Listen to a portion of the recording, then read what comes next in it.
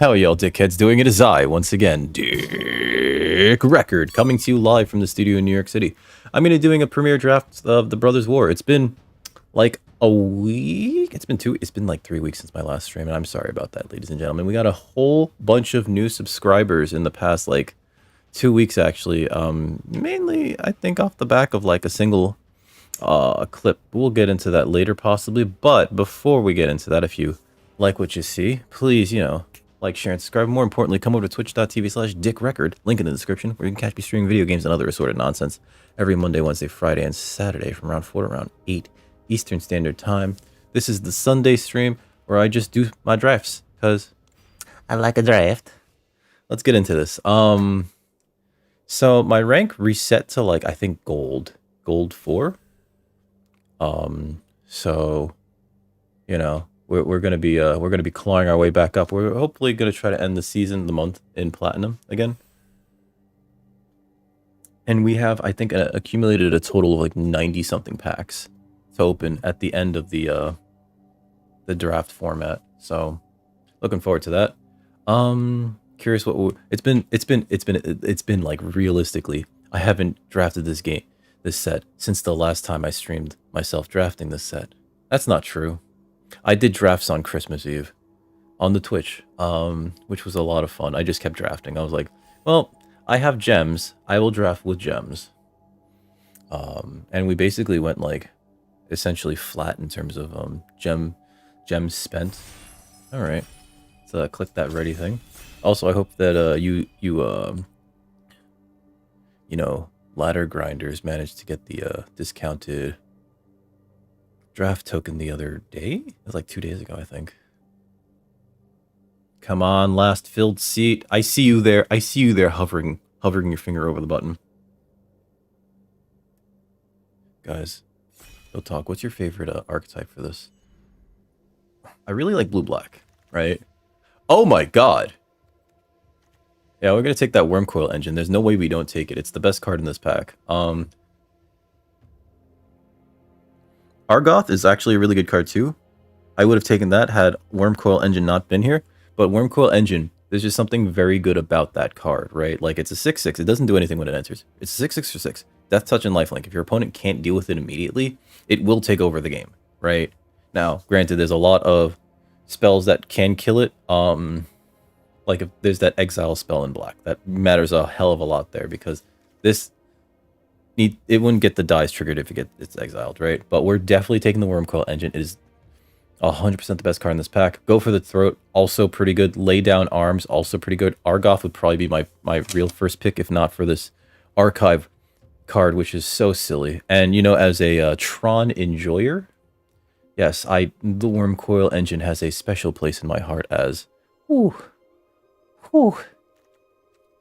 That pick. Alright. Well, we could take and pack one, pick 2. Overwhelming Remorse is probably the best card in this pack. Recruitment Officer is really good. Cohort is a very good creature as well. Air Marshal is not bad. Cooldown. Stun counters. Oh, stun counters. Oh, that's not bad. Recommission is great. I think Overwhelming Remorse is like the best card in this pack. I think it's the best card in this pack. And this is one of those, like, it's not even close type things, because Overwhelming Remorse is a final way to deal with a lot of the things that have Unearth, right? It's a great way to just, like, get rid of the thing that you hate. So we're going to take the Overwhelming Remorse, and we're going to be happy to see it. I'd love the Recruitment Officer just for my collection, but, Chromatic Star also, as a Tron enjoyer, brings a smile to my face. I'd also like Cohort, right? Like, if we were going soldiers, Cohort would be great, Marshal would be great, Recruitment Officer would be great, Recommission would be great. But this early in the draft, yeah, Overwhelming Remorse is just too good of a card to pass up. I like Thopter Mechanic a lot. Mightstone Subjugation is a great removal spell. Goring Warplow is a great spell. It's just like, it's a 2-drop and it's a 6-drop, both of which are just like, and since it has Death Touch, it's like, god damn it. I think, though, the Thopter Mechanic is the pick here. It does replace itself with a flying Thopter, right? So, like, it has that evasive creature built into it, but also, I love the blue-black deck, right? I'm not going to try to force it, but I am still going to take this, right? And we're going to see where we go, right? Because I like how this thing could just become huge, right? It's an aggressive 2/1 for 2 as well, you know, so you don't feel bad even if it dies early to removal or if it trades with something because you still get a creature out of it. So I'm going to take the Thopter Mechanic. I'd love to see that Goring Warplow again. Kite's trash. Riposte is pretty good. Weakstone Subjugation is pretty good. Gigamole is okay. Let's see. I think we take the Subjugation. I think we take the Subjugation here. Juggernaut's not bad. It's not. It's not bad. But I think Subjugation is just like a very good, very flexible removal spell, right? And we do want removal, especially in like this wild format where like, you know, we kind of want to like essentially take creatures out. We don't want them to come back. Opportunist is a really good card, as is Disenchant. Because this makes you a Power Stone. If you're in that green-white deck, this becomes very good because you want to have the stones fall, essentially. I think it's the best card in this pack. Disenchant's really good. Ivory Tower's trash. Refinery, I don't know what to feel about that. My gut instinct tells me to take Subjugation because I've lost to like my opponent just having all the removal, right? But things like Weakstone Subjugation is actually not great against like the black-red deck, which I think is the top deck in the format. So Recommission's also very good. I think we take the Opportunist and see where we land, right? Underground River, you know, if I really, really want that blue-black deck, this helps a lot. I don't know how I feel about the format with regards to this, though, because it does do damage to you. Rust Goliath, that's in that green-blue deck that's, like, not great. As much as a 10/10 Trampler is kind of a pain in the ass, I think we just take the Underground River. Because also, like, if we end up, like, not playing blue, we could still, like, splash for blue. So I think we do take the river.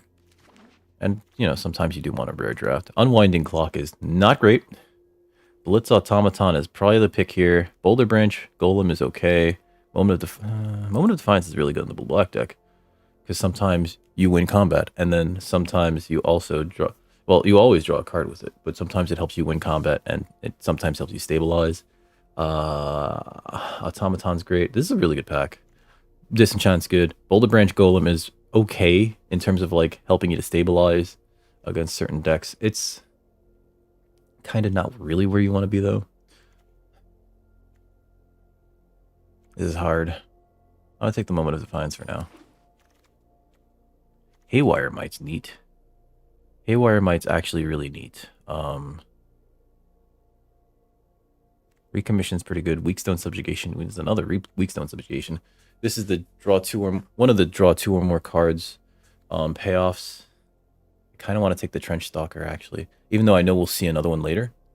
It's a very good like, oh yeah, this does a thing type of payoff where it's just like, oh, it's gonna help you stabilize because it has lifelink and death touch. Means you're not gonna really want to block it, you know, unless you can chump block it. Yeah, let's take that for now. Agent's trash. Acrobat's good in the sacrifice deck. Chanter, I'm not a big fan of Chanter. Razor Maw is okay in whatever deck that goes in, but I feel like we're so far away from either of those decks. Gains flying if you sacrifice another creature or artifact. Not a big fan of that. I'm not a big fan of like a lot of these cards. I'll take the Razor Maw because that's like something that's a pain to even look at. All right, of these, I think the cooldown's the best card because technically it takes 2 creatures out of commission. Yeah, I'll take that. They're waiting on me. I'm so sorry, everybody. Goring Warplow Wield. Love to see it. Huh. Of these, Domination's weird. I saw this played against me in a Prowess deck, and it made a really big creature, and I hated it. I'll take the Gaia's Gift. If we end up in green, Gaia's Gift is like the best spell, the best combat trick. Disenchant Wield. Disenchant Wheeling is weird. Onulet, I think I like better than anything else there. And Onslaught, sure. Are we being cut out of stuff? Might be getting cut out of blue-black. Disfigure's a good card. Astronaut's Harvest is a good card. Combat Courier is a good card. Gaia's Course is a great card. God damn. I don't know how to feel about partition, right? Like it exiles something. It could save one of your creatures, right? And rebuy an ETB. This figure's good. Courser's good. Might's pretty good, actually. I don't think we're going to be in white. I'm just going to put those into the side now. Goring Warplow would be great. Harvester's really good just because it comes back, you know? And it's an aggressive 3-1 in the kind of format where you want like your creatures to be aggressive. Combat Courier's not bad. Draws you cards. It's pretty good in the blue-black. Gaia's Courser. Pfft. That's such a good card. Oh shit, what did I get? I wasn't paying attention. I got the Harvester. Okay. Thran Spider's not bad. I think we could just like rare draft that. It's not bad. Target creature from the graveyard. Another opportunist. Skull Flare. That's graveyard deck stuff. This is sacrifice deck stuff. Self-assembler. Gets you a bunch of assembly workers. I think we take the Thran Spider here. It's just like, it's just an annoying wall. You know what I mean? And it allows you, if you go long, to have a mana sink for things. So yeah, we'll take the Thran Spider. It does hand your opponent a Power Stone token, which is not the greatest, but like it's because it has so much text on it. You know what I mean? We'll take that. Another Harvester. Okay. Dreams of Steel and Oil. I hate that those spells that go like, let me see your hand real quick. Especially in draft. I think we'll take the Harvester. Pallbearer is good in the green-black deck. We're sort of all over the place, right? Like, I have some good green cards, but not enough that I feel like I'm really in that deck. If I would have taken the Courser, the Centaur thing from the first pack, we would have been there, but I take the Harvester. I think this Harvester is just such a good card. It's such a great aggressive creature. Carrion Locust is not bad either. It flies, which is really what gives it like kind of an edge, but Harvester is just like, oh man. Especially if it comes back late. I'll take a Harvester. No one wants Thanos the Toy Maker. Thanos is kind of bad. Let's not beat around the bush. God. I'm not really in the green-black deck, right? But we're not in the blue-black deck either. Gaia's Courser being here kind of like makes me want to actually pivot into green-black, right? Because like 1, 2, and then 3 cards are not really reasons for me to be in blue. You know what I mean? So I think we got to take this Harvester, actually. I mean, this Courser. Yeah, I'll take the Courser. Another Harvester. That's pretty good. Burnished Heart's not bad. Power Stone Fracture. Thraxodemon. I like Thraxodemon, actually. It's an aggressive 2/2, so it is swinging. It could also turn your creatures into cards, right? But I think another Harvester is actually where you want to be. Almost solely because like this Unearth thing is like so overbearing, especially in the late game. If they have no way to deal with your graveyard, you just send them in, right? Do you want to trade it, or do you just want to take the 3? You know what I mean? Of these, I'd be willing to take Thraxodemon or Power Stone Fracture. But I think we gotta take the Harvester. Let's put away the blue cards. Kayla Bin Krug. Wow. Okay. Moment of Defiance. Another Moment of Defiance. We already have one. Blanchwood Prowler is actually pretty good in the green-black deck. Because it fills your yard. And it gets you a land. I'm not too thrilled about the get you a land part. Grand Vigil is almost unplayable. Queen Kayla Bin Krug. There's no red-white decks out there, it seems. But yeah, I'll take the Prowler. I'd rather have Gigamole than Prowler. But also, this is a 2-drop, and that kind of matters in this format. This is a Gigamole. Giant Growth. We have Gaia's Gift, though. I think Gaia's Gift is better than Giant Growth. I'll take the Gigamole. Yeah, just getting like a 3/4 is not bad for 4, and it fills your yard. Balaji Dragon Engine. I kind of want that, but Scrapwork Rager has been such a good card to me. This is also like a pack that like had wheeled, right? So what else is in here? Sprite's really good too. I like Rager. It just gives you like that additional ability to draw cards later in the game. I think I'll take them. Haywire Might here. Because sometimes like there's some very overbearing enchantments and static artifacts in this format. I think we'll take the Might. It also like chump blocks pretty well, gains you some life, right? Perimeter patrol's not great. I think we'll take the Locust actually. Just having a flyer sometimes is more than enough. Another Locust is not great. Pallbearer though is the problem with the Pallbearer is that like it's such a high casting cost. We're probably not gonna play it either. I took it looking at it and going like, we're not gonna play that. Recommission's not great. Geeks Crest, Swift Gear Drake. I don't think it's Scatter Ray. It's probably. I don't even know. We're not playing that though. That's the thing. I'll take the Blast Runner. We sort of have a green-black deck. I've had pretty good success with the green-black deck, so not too worried about that. And with cards that fill your graveyard, if you have a lot of Unearth, like the Harvesters, like the Rager, right, that you can like make use of, pretty good, you know. Loran's Escape is not useful. We'll take the Vigil. We're likely not using the Vigil. Another Amulet. Well, this is definitely for our deck. Can't block. It's a 3/1 for 2. It repeatedly comes back from the graveyard. 4 or more non-basic lands is not a thing that matters in this format. Psychosis Crawl, what's this? A number of cards in your hand. I mean, that's not terrible, but it's not great. I think because of this, I'd like to see like cards like the Rust Goliath and the Boulder Branch Golem. Wheel, if we can, but I gotta take this Razorlast Transmigrant just because it's an aggressive creature. Let's see. I'd like to also see Spot Weld or whatever that card is called. 1 or 2 of those would be nice. Phalangia Excavation's bad. Yoshin Tactician. Somebody's gonna be real happy. Or is it Yodian? We'll take the Transmigrant. This is a fun card. Gnawing Vermin's pretty good, but I think we take the Audacity? Wow, there's also an Iron Claw Crusher. Audacity is definitely the pick here, right? Because it's the reach that you get of Trample. It's the evasion that you get from Trample. It replaces itself, and it makes a creature that much bigger, so like if they can't block it, they really can't block it. Shoot Down would be nice. Crusher is also pretty neato burrito. I'd love to put Audacity on Crusher. They're not gonna wheel. Neither of them's gonna wheel.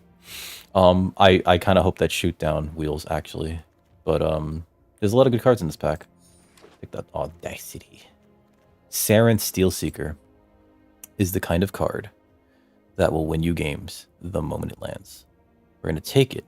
We're not even going to ask questions. This is a fantastic card. It just constantly draws you cards. Every draft that I've played this card, it's been the inevitability of just like, I guess I'm just going to win, right? We have a fair amount of artifacts in the deck.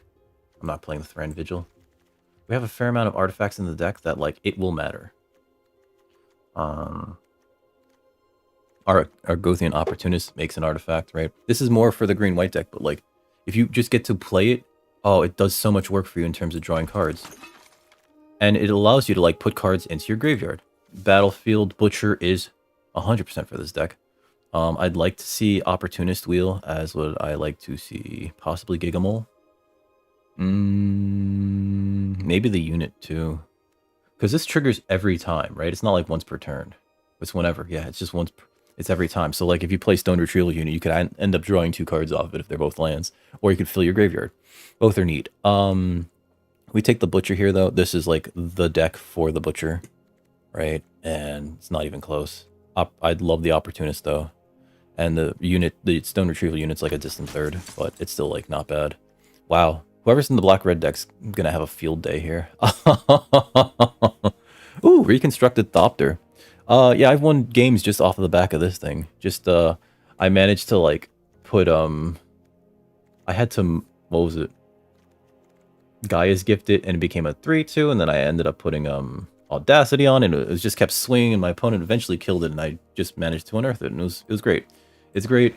The unearth really helps in this deck specifically. Let's see, Shoot Down's great. Goring Warplow is also not bad.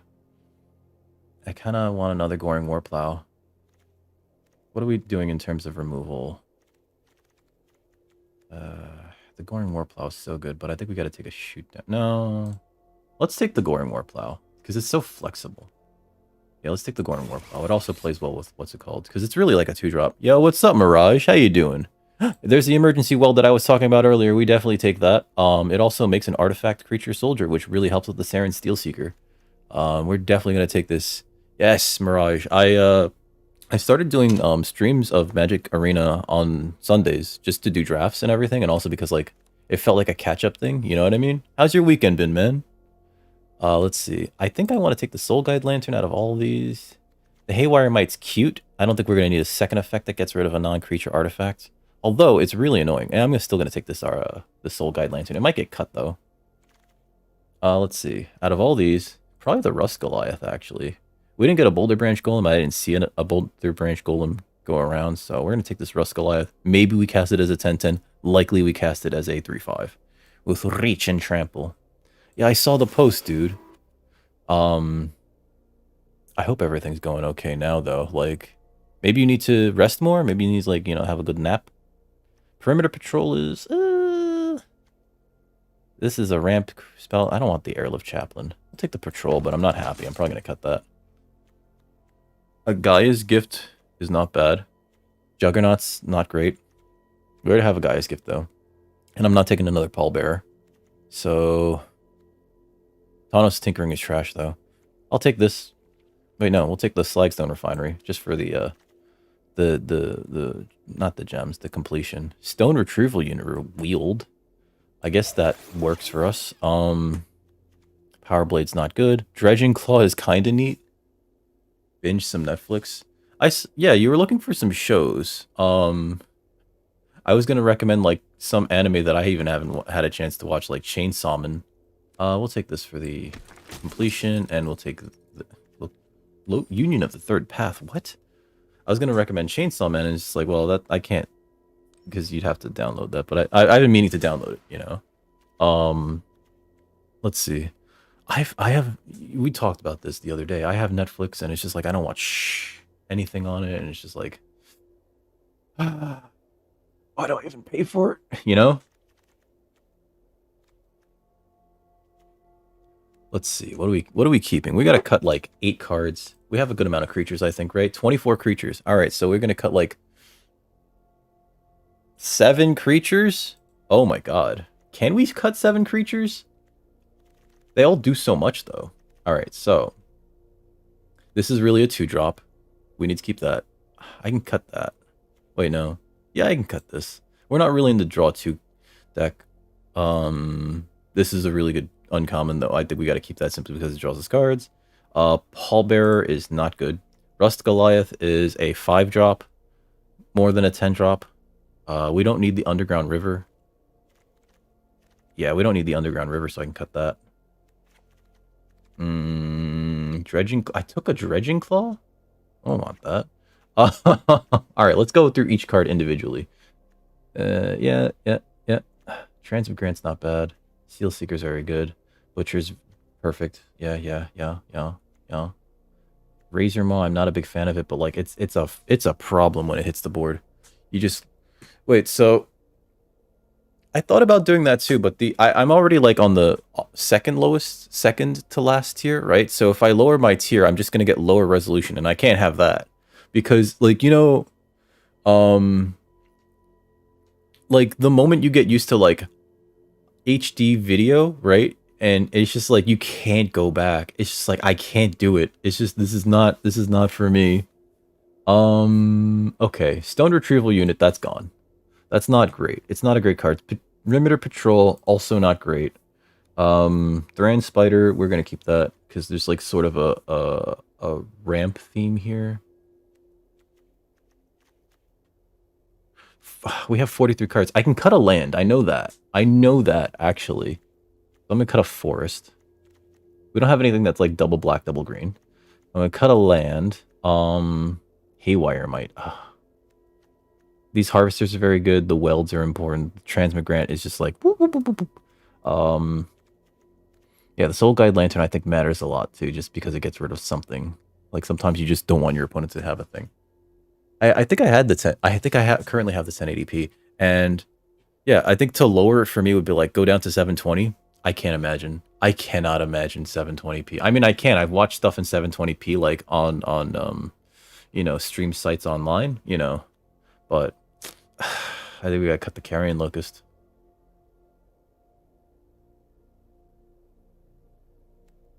Goodbye, Locust. Alright, 41 cards. We're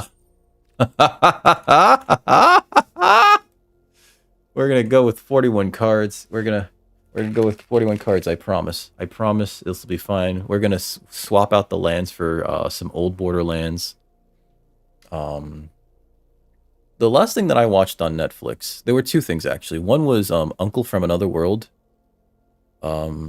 which is like this anime about this old guy who like he gets isekai'd, if you know what that term means. Like basically he gets knocked unconscious, goes into a coma, and then while he's in a coma, goes to this fantasy world and has a great big adventure, right? And so in this story, like he comes back like I think it's like 20 years later. I think this deck is good. He comes back like 20 years later, and everything's different, but he keeps the powers that he learned while he was in this like magical world. So like he has the ability to like cast spells and understand all languages and fly, you know, and like he has pocket dimensions where he just pulls out magic items and incredibly like valuable things like gold and jewels and everything. And I thought it was really fun, if only because like he's so trapped in the past. There's like in one of the earlier episodes, he's talking to his nephew about like the console wars, and his nephew's just like, well, you know, the current console space is overtaken by Nintendo and Sony. I don't think he even mentions like the Xbox at all. And so his uncle's like, Sega wa? You know, like what about Sega? And he's like, so his nephew tries to change the subject, and Oji-san, uncle, goes, Sega wa? Like, what about Sega? And so his nephew has to go like, you know, like, Sega actually no longer manufactures consoles and in fact just makes games now for other consoles. And it breaks his little heart. It breaks this old man's little heart. That's sort of like, I saw that bit on like, I think it was Mother's Basement. And I was just like, all right, I got to give this a shot. And the other show that I've tried watching, I actually kind of recommend this more than Uncle from Another World because it's nice and cozy. It's the Real Akuma show. There's like 2 seasons. I think they're divorced of one another. Like you can watch one and you don't really have to watch the other. You know what I mean? But season 1, and it's like, it's basically a show about this woman having like existential depression, but also she has like this adorable bear that just wants to be lazy living with her, and she has to take care of them.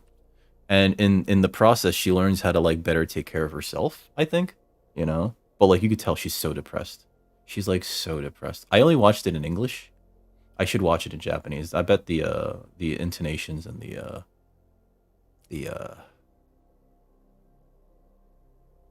the way that things are said are probably better. I think the English voice actress Lana Condor, I don't think she does like a great job, personally. But like, you know, I brought it up with a friend of mine, and she's like, yeah, but she sounds so tired. She's supposed to sound tired. She's depressed about her life and her work and her job and her social life. And I was like, life, work, and job are synonyms. I'm sorry. Oh no, going into round 1. We have an aggressive deck. We want to just slam cards on the battlefield and smack our opponent. Let me already matched up with our first opponent. Let's rock their butts. We can kind of play this actually. We can kind of play this. I would like a black source for Overwhelming Remorse, but we could play this because we could still play Transmigrant. Firebomb. Firebomb.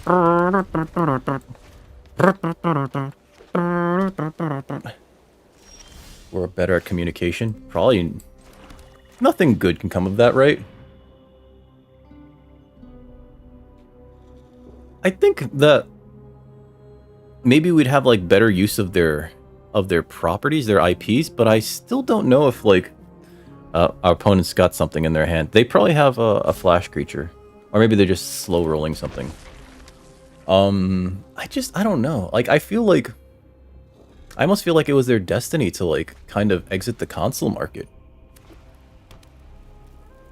Well, it was better. So, ooh, prison sentence. That's pretty good. But also, like, as soon as we get that, what's it called, we get to, like, play that other thing. Alright, so, let's see what we got here. I think we play Opportunist first. Yeah, create a Power Stone token. We might actually be able to ramp into this as a 10-10. So the Saturn was originally made as, like, a, Is our opponent mono white? I think our opponent's mono white. I'm gonna swing in now. Well, we have this now. So next, I'll attack. I might play the Prowler and then play this. See if we can get a land off Prowler. Opponent's slow rolling something. But let's say yeah. So the Saturn was better built. It was originally built to do 2D games, right? Because Sega thought that the future was 2D, and then the PlayStation did their showcase of this is what the PlayStation is.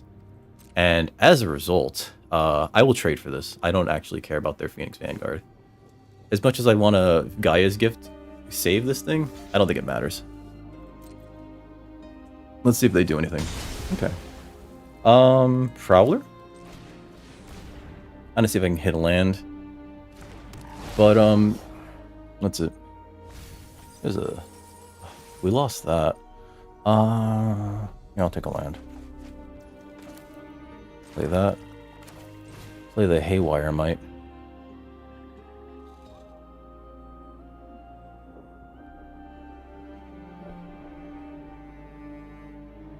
Haywire. They have something in their hand that they're slow rolling. Oh yeah. So when Nintendo was like, hey, so we have this, right? Nobody really. Let's see what they do. They might be slow rolling something. I'm sorry. When Sega was like, we have this, Nintendo wasn't like, eh. I'm sorry. Sega. Sony released the PlayStation. They showed that it was all 3D, and Sega was just like, oh shit, you know. Essentially, they were just like, fuck me. We have to play catch up. So they went from having a system that basically had like one of the best 2D processors to, yeah, we need to my turn. Gaia's Courser, pretty good here. You know what? Cancel. Next. I could play the Rust Goliath in prototype mode, and I think we got to do that now. Actually, no. I think I play the Thran Spider. So Sega decided they have to play catch up, and so they kind of crammed a 3D engine into the Saturn, right? So the Saturn is good at doing all of those like arcade ports. I'll attack. Because next to damage. Yeah, we're gonna Thran Spider here. I'm gonna hold up Gaia's Gift. They're like they originally built it to play 2D games, right? And so like all those really good arcade ports that you're probably thinking of are like the Capcom fighting games, right? Or maybe the games that were specifically built by Sega, like Virtua Fighter, right? Which was a 3D game, but like very specifically through their own. Oh no, they had that. Okay. Okay. That's something you protect.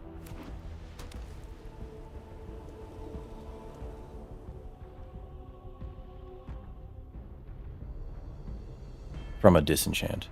Now, they could do this and use their Firebomb to destroy my Thran Spider. In which case, they're basically time-walking themselves, right? This is 6? Yeah, that's 7 mana.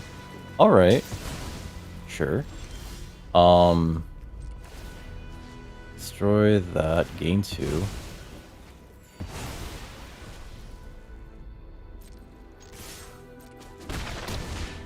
We'll play this. And we'll hold up Overwhelming Remorse. Argivian Avenger? Can this get... Yeah, it can't. Okay, they're dead. Overwhelming Remorse that. Flying Vigilance, Death, Touch, or Haste. I'm just going to exile it. I don't want them to have it. I'm just going to start hitting them now. We'll play this. This is when it attacks. Yeah, next, I'll attack. Let's take out your firebomb just in case you have a way to get that back. Play the Courser. So if this sticks, we have a way to just draw cards off of it, which is going to be great. An opponent is basically dead on board if they only can take care of the Gaia's Courser. Yep. They're like, I give up. That's a scoop right there.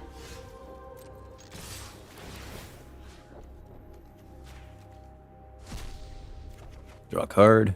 Bonk, bonk, bonk, bonk. That said, I think that the real nail in the coffin was not like how poorly the Saturn did against the PlayStation, because the PlayStation was a force of nature at that point. The Dreamcast really cost them so much money because, you know, when it was when hackers found out that like, oh yeah, in order to like pirate a game, you just need this boot disk, they were like, whatever. And then when the hackers then later on found out, oh, if you put like, what was it, 2 minutes of dead music track onto the disc and then put the files, they also responded to that with like, whatever, you know? Like there was a lot of like, just, we're going to ignore that because it's going to be fine. And it turned out to not be fine. And they just basically coasted into an early grave. I mean, it sucks. Another thing that also sucks was the Dreamcast released like way earlier than all the other systems, so it didn't have a DVD driver, which it didn't have a DVD drive, which is one of the main reasons why the PlayStation 2 did so well, right? The PlayStation 2 having a DVD drive, because of that DVD drive, the most played thing on the PlayStation 2 for like the first year was actually the movie The Matrix, because it had a DVD drive. And people getting the PlayStation 2 were, it was like so many people bought it and essentially now had a DVD player, right?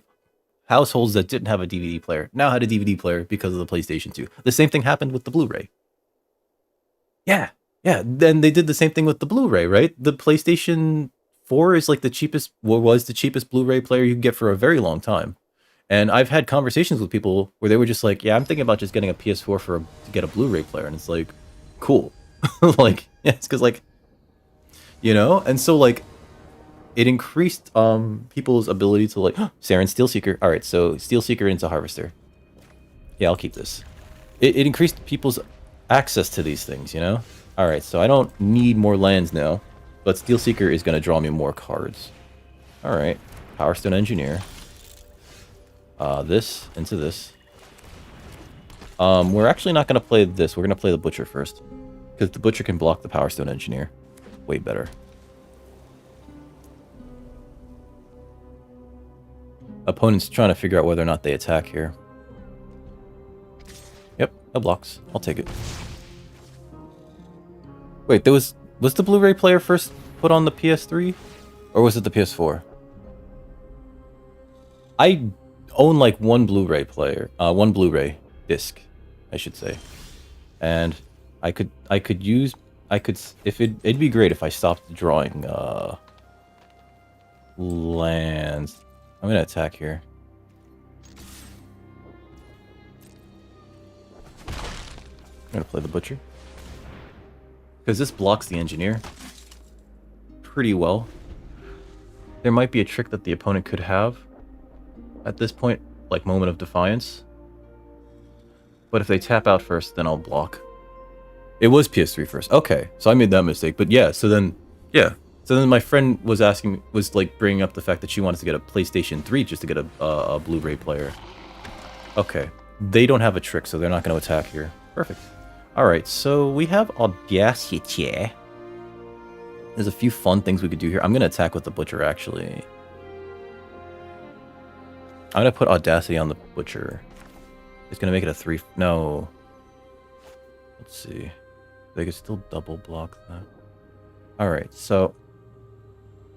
I gotta do something here, and I think what it is I'll actually go in with the Butcher with Audacity and let them attempt to double block it.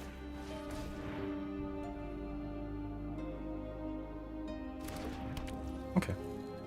And then we're gonna attack with the Butcher. Le Butcher. And if they double block, I'm going to Moment of Defiance. Oh, I didn't play the land for Moment of Defiance. Because I'm a stoopy doopy. We'll play this, the Harvester. We'll see if we get a land off of it. Because it triggers Steel Seeker.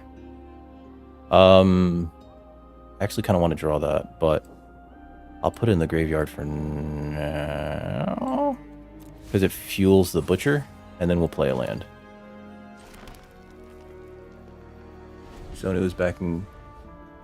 Which was so weird, right? Microsoft was like, well, we're going to be HD DVD. It'll be East versus West. It'll be...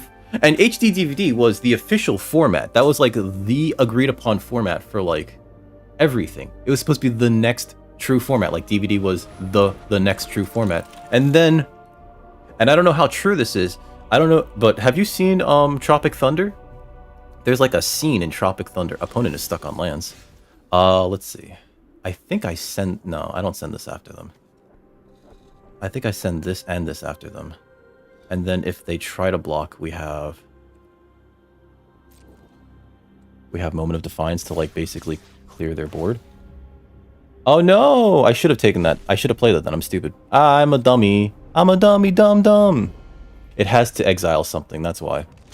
Okay. Those are dead. But they'll get a two power stones out of it. Okay.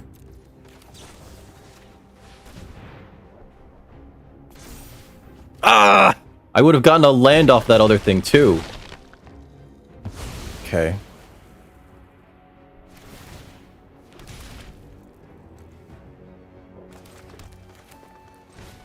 Let's just fill our yard. Oh, that Courser. Oh, those are all good cards. Those are all good cards, and I'm like basically my hand is basically empty. My opponent must have like a lot of really expensive cards in their hand. Okay, Precursor Golem's pretty good. It's pretty good. I can get back Courser. And I can trade Harvester for something of theirs. And I think I do that. They were stuck on mana to play this, but this is gonna get... This is gonna cost 2... Okay. I need to play Courser, so let me get Weld back. Oh, I can't get Courser and cast it this turn. Or can I? I can't. Alright, so play that. Oh, I should have played Weld first, that's why. I'm stupid. Because it makes an artifact creature, which then triggers Saren Steelseeker, which then gets me a Thran Spider. Okay. We could still trigger Battlefield Butcher at the end of their turn. No attacks here. End turn. I missed 3 damage earlier. I screwed that up. Oh well. Opponent's starting to stabilize and build a board. But this Battlefield Butcher represents the inevitability of me doing 2 damage to them every turn, which is better and betterer for me. I like that. Let's see. So I think we can kill them in 5 turns unless like something drastically awful happens. And when I say drastically awful, I mean like, oh boy, that's a molto bene bad. What? Sorry. Oh yeah, so, again, I don't know how true this is, but Tropic Thunder, there's a scene where this nerdy guy who keeps talking, sounds familiar, is like just babbling while they're like traversing the jungle. Essentially going like, you know, the reason why, blah blah blah. Ooh, sacrifice that. Okay, activate this ability. To do 2 to my opponent. They're going to try to emergency weld it, aren't they? Draw a card. Yep, and that's going to be this. Okay. Was that Soul Guide Lantern? Okay. They're likely going to target something in my yard. Uh-huh. Oh, yeah. Oh, yeah. So, he was saying that, like, it's because of the adult film industry that... Oh. Oh. All right. We're going to attack with the Harvester next. We're going to attack with the Harvester. We're going to take out that Precursor Golem. Because I don't want them to get that back. he was saying that the porn industry kind of basically choosing okay.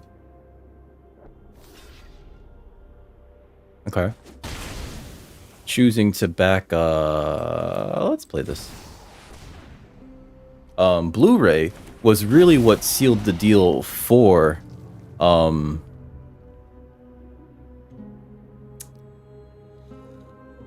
what's it called?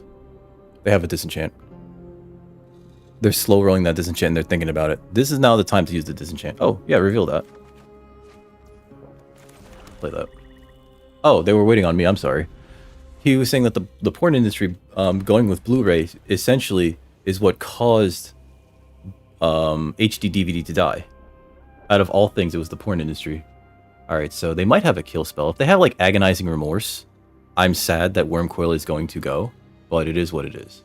Let's see, what do they have in here? I'm going to unearth this Ashnod's Harvester to slam in with this and the Wormcoil engine, just to be aggressive.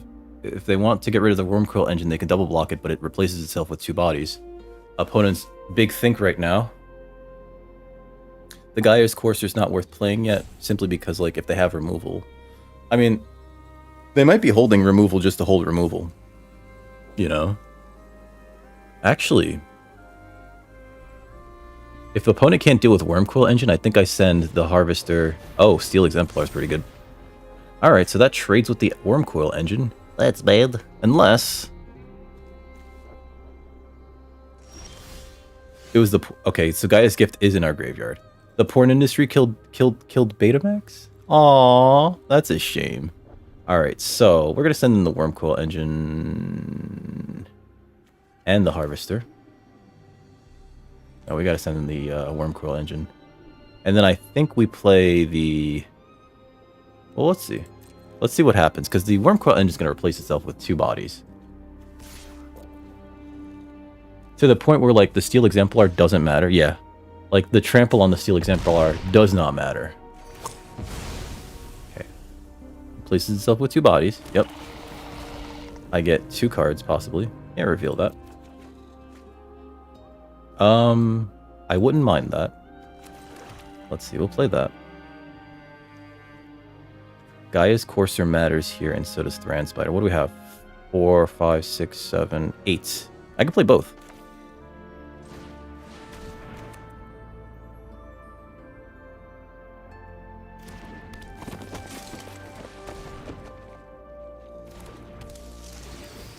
Was that really the difference? VHS looked better on videos. They did look better on Betamax. I heard about that, but like for I guess the porn industry went with VHS. Aw, that's a shame. Oh, they're just drawing a card off it. Okay. Okay. I think next turn I can go big slappies here. Siege Veteran. That's pretty good.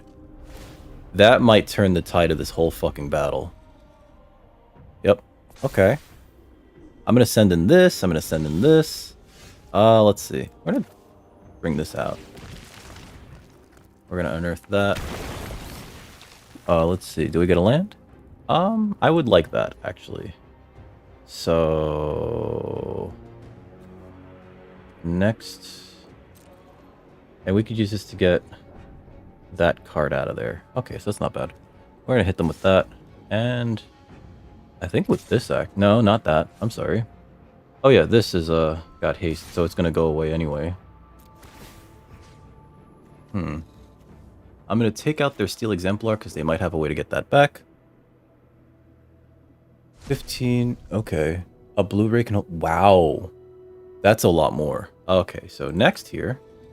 that is a lot more. That's a hell of a lot more. Okay. Yep. That's a trade, and that's not really a trade, but I'm willing to accept it. Blap blap. Let's see. I could draw that off of this, and then still... well, let's play a forest. Right, yeah. 4, 5, 6, 7, 8, 9, 10. End turn. Like, next turn I can just play Rust Goliath, and that'd be cute, too. Uh, that's a lot more data, and that matters. I mean, I guess that does matter for like video as well, but like that matters a hell of a lot for like gaming. Uh-oh, Hero of the Dunes. Hero of the Dunes. Ooh, that's not great. And I guess they get back one of their smaller creatures. Okay, so that's a 3/1. Okay. And then they can make something bigger. Yes. Is it enough, though? Because we have this Rust Goliath coming. Okay. It's a 4/2 now. Nice. I'm going to draw a card. Look at the top 4, reveal an artifact. That's good. That's pretty good, too. I think I like the Rager better. We'll take the Rager. Out of all those, it's like, oh yeah, we'll take the Rager. I'll play this. Do that. Reveal a land. Play the land. Do I need to attack? No. And this... If I attack, they trade it for that. Which I guess is kind of okay. Because that's their biggest thing. Fuck it. Go. There's no good trades except for like this token, but then like it kills their biggest thing. They could take the 4, which I'm sure that they don't really want to, but I don't want them to have an increasingly bigger token like that. Yep. When like next turn I can still attack with this, provided none of these get that much bigger based on a veteran. Okay.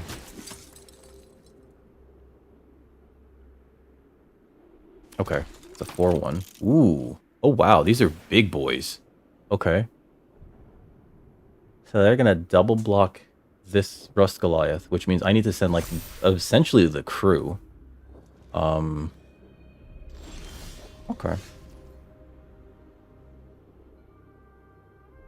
Alright, so... This, right? Yeah. Why not the two attack thing? There we go. This might just sneak in for 2 because I don't think they're gonna want to block that. Yep, that hits that. They're trading one of their heroes. Okay.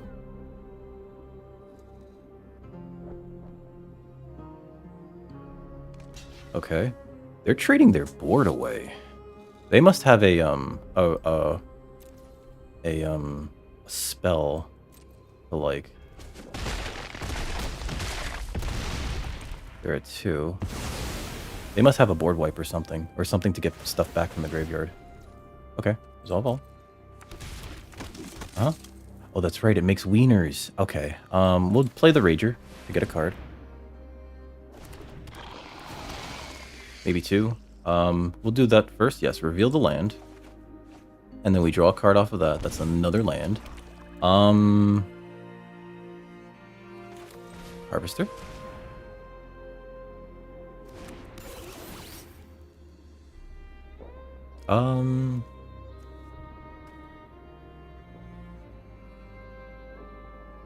Put that in the graveyard. And Haywire might... No, wait. Opportunist. I'm playing it all out here. I'm putting it all on the battlefield. Yep. Reveal that. Draw another card. Play this. That's perfect for me. End turn. So opponent is dead to Thopter unless they do something. Like, legitimately dead. Yep. Alright, GG's. Because that thing comes down with haste and it just hits them for 2 in the air. Woo woo! 2 for 2. Alright, 2-0 going into round 3. Oh yeah, that's right. So I was saying I only own like 1 Blu-ray, and it came with something else actually. I bought the hardcover version of this graphic novel by Grant Morrison called The Justice League versus the Crime Syndicate. The Crime Syndicate being like this alternate universe version of the Justice League where they're all evil. Batman is in their universe Owlman. He's a mob boss. Superman is Ultraman, not to be confused with Ultraman from Japan. Lois Lane is Superwoman instead of there being a Wonder Woman. Power Ring instead of Green Lantern, you know, and it just kind of keeps going down. I think Johnny Quick instead of the Flash, and Atomica instead of the Atom. I forget who the last ones are. Oh, instead of Cyborg, there's the Grid, and there's a Firestorm variant called Deathstorm, who basically uses his power to essentially murder people, right? His powers of control over nuclear fission and fusion to just murder people. Yeah, so the hardcover was like the deluxe edition, and it came with a Blu-ray and a DVD of the animated version of the animated movie of the Justice League versus the Crime Syndicate, and Ultraman in that. Their version, the evil version of Superman, was voiced by oh god, what's his name? One of the shit, hold on. One of the Baldwin brothers. And so he sounds like kind of like, you know, like he tries to play it off as like sounding kind of like scummy and like a scumbag. 2-0 going into round 3. Wow. This deck is going real well, and it's because it's an aggressive deck. This format's it's real weird. Either the matches end very early, or they end at like turn 40.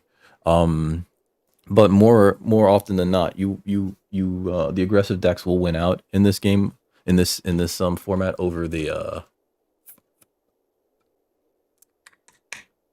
against the more dirtly decks, simply because, like, I mean, you have like all these creatures that are like aggressive 3/1s, aggressive 3/2s, you know, just like swinging in, and if you don't have anything to do on like turn 3 or 4 that adds to the board, that like intercepts what your opponent's trying to do, this is keepable. You fucked. Plain and simple. Ashnod's Harvester number ×2 and a Burrowing Razor Maw. Play that. I could play Audacity on this. Mutt, okay. Okay. I'm gonna send this in. Next, I'll attack. Exile that.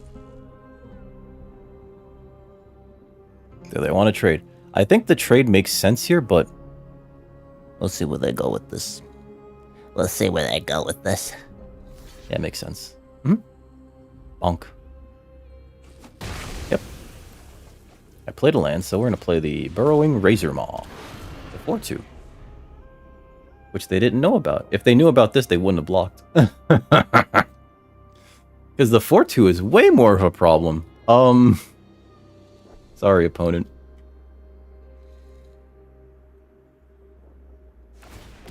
Okay, they're unearthing that. They're not adding to their board then. They might be stuck on lands. That's a shame. I'm not going to block this. I'm just going to let it hit me. I don't actually care to trade this, because this... Ooh, they're red-green. Okay. Well, there's your green source. Yep, no blocks. Flashpoint Batman. He is. What is this? What is this? Bushwhack! Oh! Molto bene. Okay. That's pretty good. Bushwhack out of nowhere! Alright, so, we're gonna play this. We're gonna play this. We're gonna hit them with this.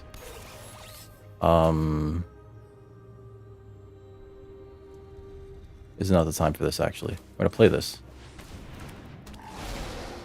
We're gonna mill some more cards into our graveyard.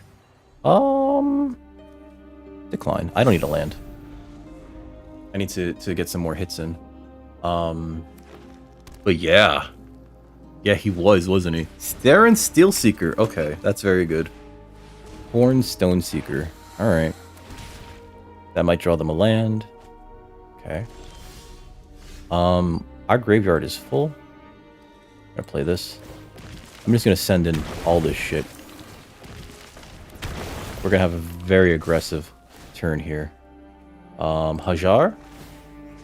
Bushwhack? Hajar? I don't want to exile anything from my graveyard. Flashpoint, like, is one of those things that mattered, like, way too much to the greater, universe that is, DC, right? And it's wild it's like legitimately wild that they did that like that, right? Where it's just like, we gotta do this like this. Let's see. I think I play Haywire Might. Well, let's see. If I can get mana for Gaia's Courser, I think we play that next turn. Although they do have the mana to like just instant kill it if they have shoot down. Ooh, that's pretty good here.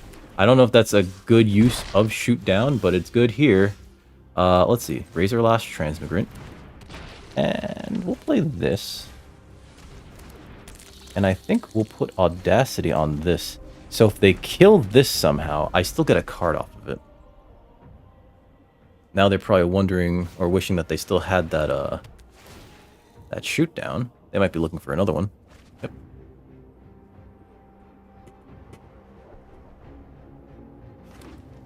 Okay. If they have, there's a lot of really good removal spells in red. Green. Okay. Getting a land back. There's a Rager there. That's pretty good. Although, they need access to black mana. But yeah, so like so much of the DC universe currently hinges on like that whole Flashpoint universe, you know what I mean? Or that whole Flashpoint incident. I think they're trying to even do it with the alright, Epic Confrontation, they trade. I still draw a card. And I can cast this still. Saren Steelseeker, that's what I need.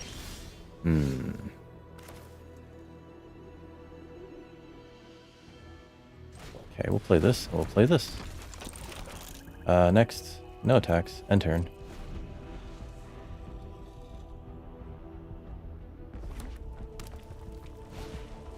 Giant Cindermaw. Okay. I guess. It prevents players from gaining life. I don't really gain life in this deck. Okay, pass. My turn. Okay, so Gaia's Courser. Was it wise to play that instead of Razor Lash? Maybe. Opponent's like, oh no. Worst. Next. No attacks right now. End turn. Because Razor Lash Transmigrant would have possibly drawn me a card. Although it would have been a land. But Gaia's Courser here is very good. And I could just send in Gaia's Courser. My turn.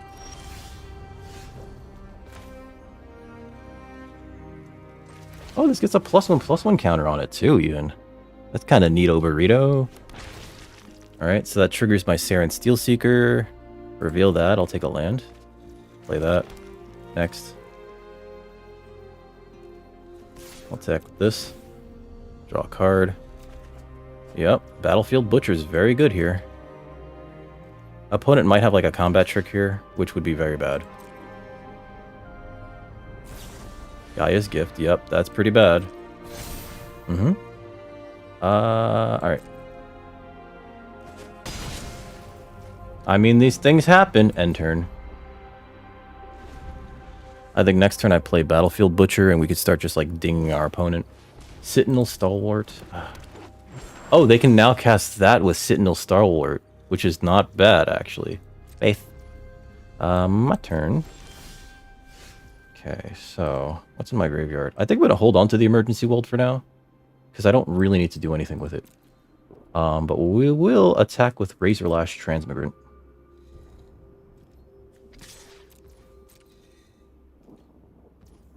They're taking it. Okay. Like, I wonder if they know that I can't block with it.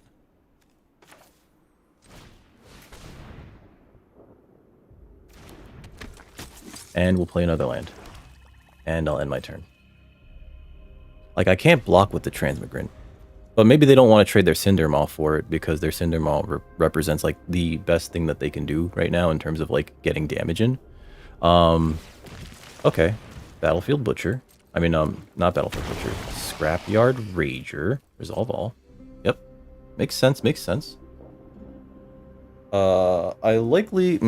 let's see. Do I block that? I don't think I block that. I think I just let that hit me. Oof. Bitter Reunion numbered dose. Okay. Cycles their cards. Pretty good. I will say that. Huh? Okay. Yep. Thopter. Okay, so they're not gonna have a combat trick, so I can actually just block the scrap work rager. We're gonna send in the transmigrant to hit them. They're not gonna get to keep their rager because it's got like that stupid unearthed text on it. Okay, they just attack. There's like no reason to not attack. Pace. And that takes 2. But there's like nothing else. Yeah. My turn. My turn. Alright, so next, swinging with this. Blocking with that makes sense. To DiMaggio. Bong. And then we cast it again. Reveal a land. Play the land. End turn. I honestly know very little about Flashpoint other than it does that, you know? But so much of like what's going on with the DC universe is like, oh yeah, Flashpoint this, Flashpoint that. This is gonna be a problem. It's a 2/2 that can grow. They have the mana to like grow into a 4/4. I'm gonna keep swinging with the Transmigrant, and the Butcher is gonna keep doing the 2. They're at 6, so we have a 3-turn clock on them if they can't really answer any of that shit. Oh, we have Wormcoil Engine. That gains us life. Opponent's not attacking. They're like, I don't want to trade that Cinder Maw for the Transmigrant because I don't think they realize that it can't block. Otherwise, they would attack. This is one of those otherwise they would attack type deals. Okay.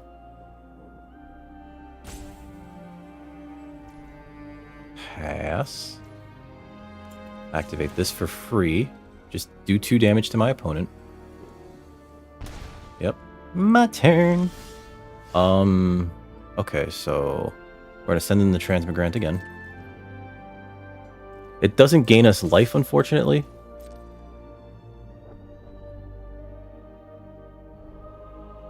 And we do kind of just want it to die, which is the funny thing. Opponent has to block. They have to block. Yep. Uh-huh. So they lose that to damage. Uh-huh. Play it again.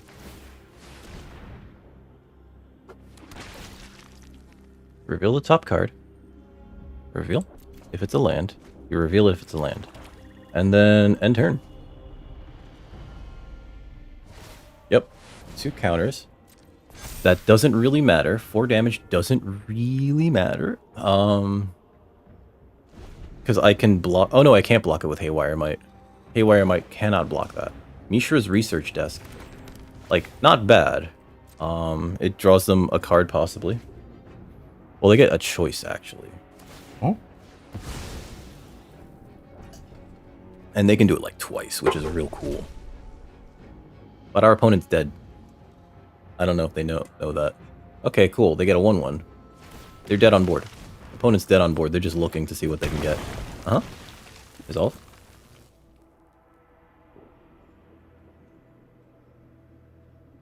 Because we activate Butcher at the end of their turn, and then we activate it at the beginning of our turn. Unless they gain life here. They can gain life and not die?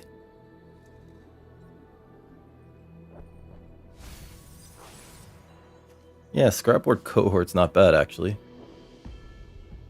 Oh!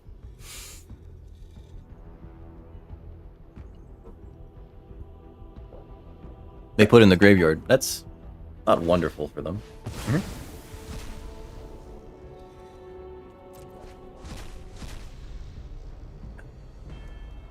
What's funny is, they put themselves out of enough mana that I could actually cast Moment of Defiance to block the Argothian Sprite. And kill it. No, I don't kill it. But I gain like 3 life, draw a card, and also Bingham for 2 still. Oh wait, it's got death. It gains lifelink, so this would actually gain me another 2 life. Oh no, each opponent loses 2 life. They're gonna gain life. Oh man, they did it.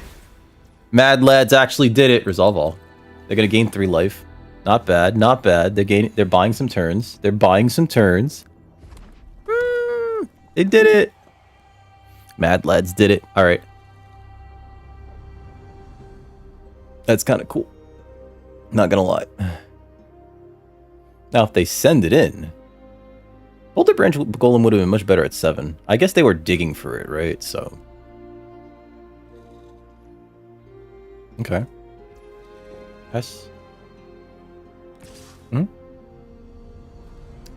Let's see. Put this in front of that. I think I just take the 4. I could kill it, actually. Let's see how they react to this. 2 blockers. Put the Butcher in front. Yeah, thank you. Moment of Defiance.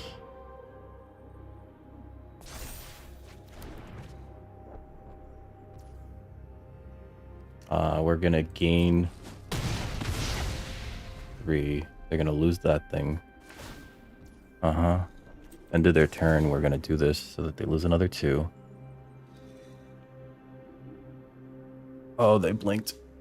They blinked! It's okay. Sometimes you have to, like, kind of make these weird bets to hopefully, like, get your opponent. Ooh, a Goring Warplow. Okay, so, let's see. I don't want them to have the Thopter, so I'm going to actually exile that. I'm going to play the Soul Guide Lantern.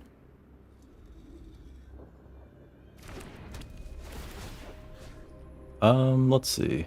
Yeah, we're going to get rid of the Thopter.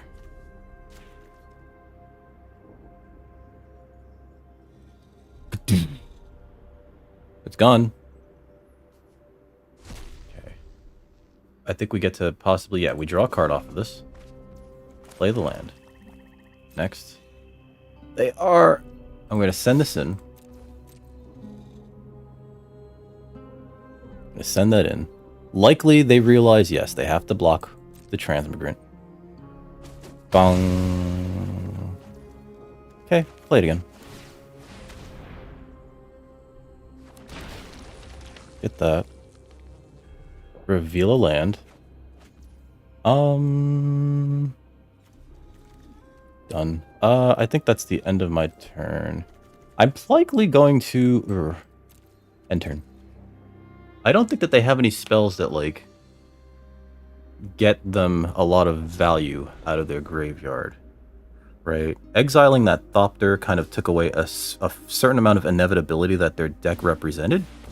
Non-artifact spells you cast have improvise. Okay. Interesting. Non-artifact spells. I guess they can cast... They got lands. Okay. Improvise. Opponent is very screwed. I'm going to say this now. They can still cast this from the graveyard. If they cast it... Yeah, I really can't do anything about that. Resolve. This does allow them to, like, look at their next few draws. Okay. Oh, no. Opponent has no more library. They're just dead. Pass. They drew too many cards. Opponent is just dead. Like, they're legitimately just dead. I can see their entire hand. I guess good game, right? Like, I don't know. Cancel. Pass the blockers. But, like, their next turn, they just die. Because they have no more library. They cycled through their entire deck trying to find an answer. They exiled so many cards trying to, like, look for a card to cast. I'm sorry, opponent. Opponent might be, So there's this thing. Sometimes people get triggered when you say good game too early. Realistically, they killed themselves. They're probably, what they might be doing right now, if they're not resolving anything, is what's it called? Roping, you know, spite roping because I said good game, but, like, realistically, like, they're dead. Oh well. Sorry there, buddy. Better luck next time. They played their whole deck against us and they could not win. And we still had 7 cards, one of which was going to be a Wormcoil Engine, which would have just won us the game. Yeah. Poor opponent. So, Mirage, have you decided what you're gonna watch?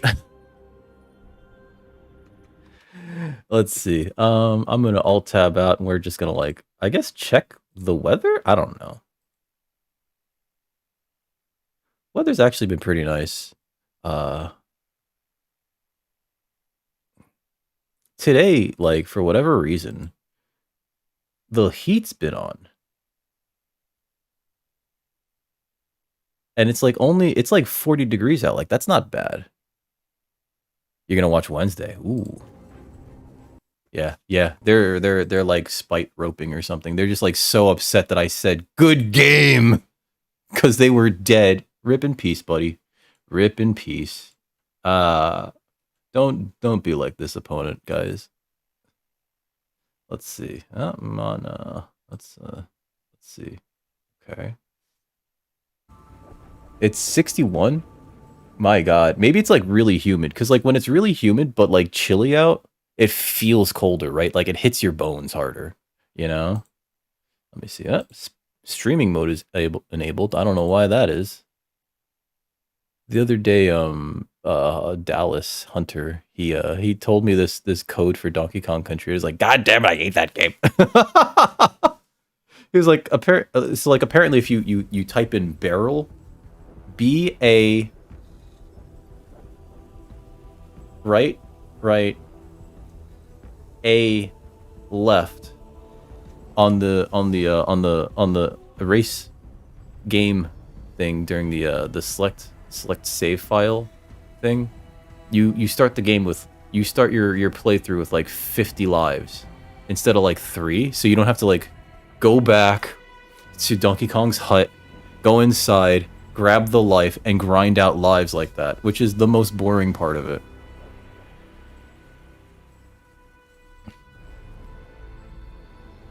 You know? Well. I guess I'll, Are they done yet? Let's see. Looks like they're almost done. Let me come back to game. Oh, okay. Yeah, there's the scoop. GG, opponent. GG. If only you were a more graceful loser. Some people are very sore losers, you know? And it happens. It's just like they only find it fun when they're like winning.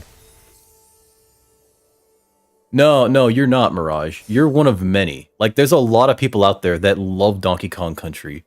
And, like, you know, whenever somebody, like, tells me, like, oh, it's a really good game, it's just like, no, I have, like, 700 reasons as to why it's not. You know, like, and it's always, like, the same people in my chat on Twitch, too, where they're like, no, it's a really good game. It's just like, listen, here's the reasons why it's actually, like, factually pretty bad. I'm not saying that the Japanese version is bad, though. The Japanese version with the correct difficulty is fantastic. Let's see. All right, this is a good hand. We're going to keep it. We go turn 2, Harvester, turn 3, Razor Maw. Boop.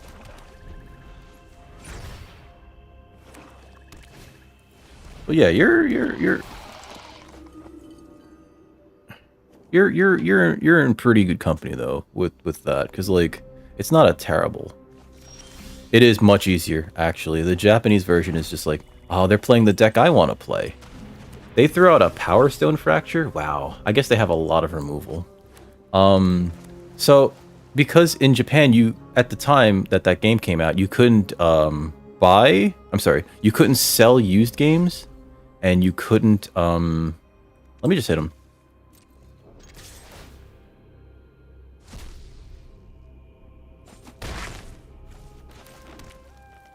I'll play this. I played this into, like, obvious counter magic, and it was fine. Okay, giddy up, motherfucker. Let's see. Yeah. You couldn't sell used games, and you couldn't rent games. Alright, they're paying for it. They're time walking themselves. Alright. Soul Guide Lantern's not great here. I think I'm gonna put this Audacity on this Harvester. And then we're gonna swing. And then we're gonna play the Soul Guide Lantern and possibly draw a card off of it. I'll draw a card off of it because I need a land.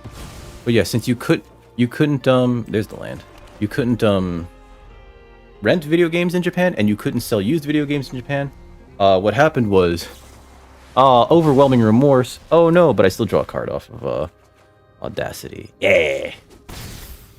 Since you couldn't do either of those, let's see. Ooh, there's 2 things I can do here.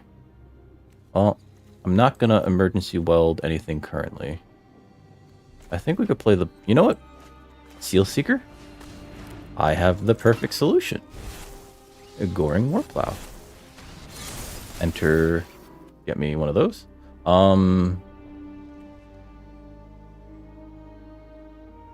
I'd rather have that in my hand. Trench Stalker. That's pretty good. Okay. I'll block that, because that's a problem. So that. Emergency Weld. Get back the Goring Warplow. I don't want the Gigamole right now. Nintendo of America rejected games that were too hard for Western audiences. Did they really? Well, yeah, they totally weren't. They wouldn't let people. I'd like the Thran Spider. No attacks right now. They wouldn't let people. It was just Japanese law, and it's changed since then. Flow of knowledge. Ooh, draw like 7. Jesus Christ. All right, it looks like they're. Oh my God. All right, so it's got Death Touch and Lifelink.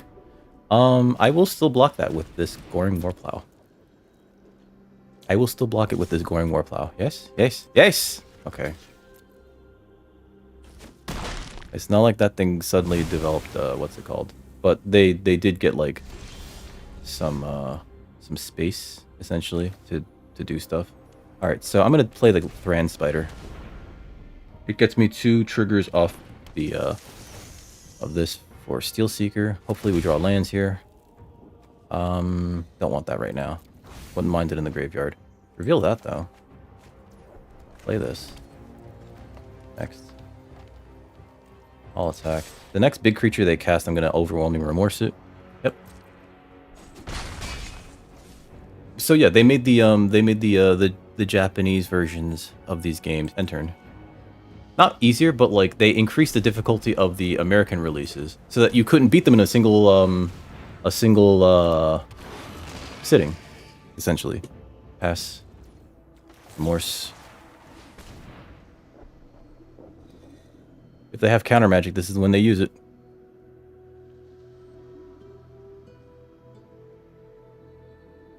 They're thinking about it.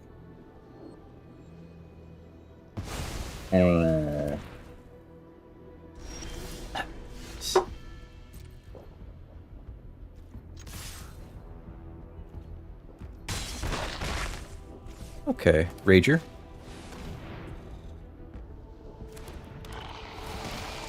Draws me a card, and yeah, we'll reveal that. And draws me that card. Play that. And I think we end turn. I don't want to make like too big of a board. Stern Lesson, that's what they had. Okay. And they pitch a card and they create a tapped Power Stone token. Okay.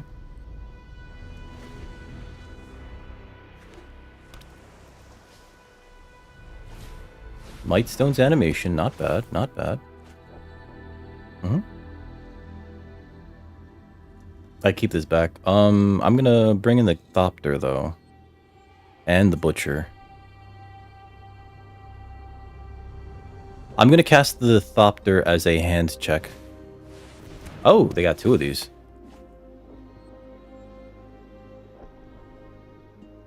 The difficulty mode being the Japanese. Is it harder? Is the Japanese version harder?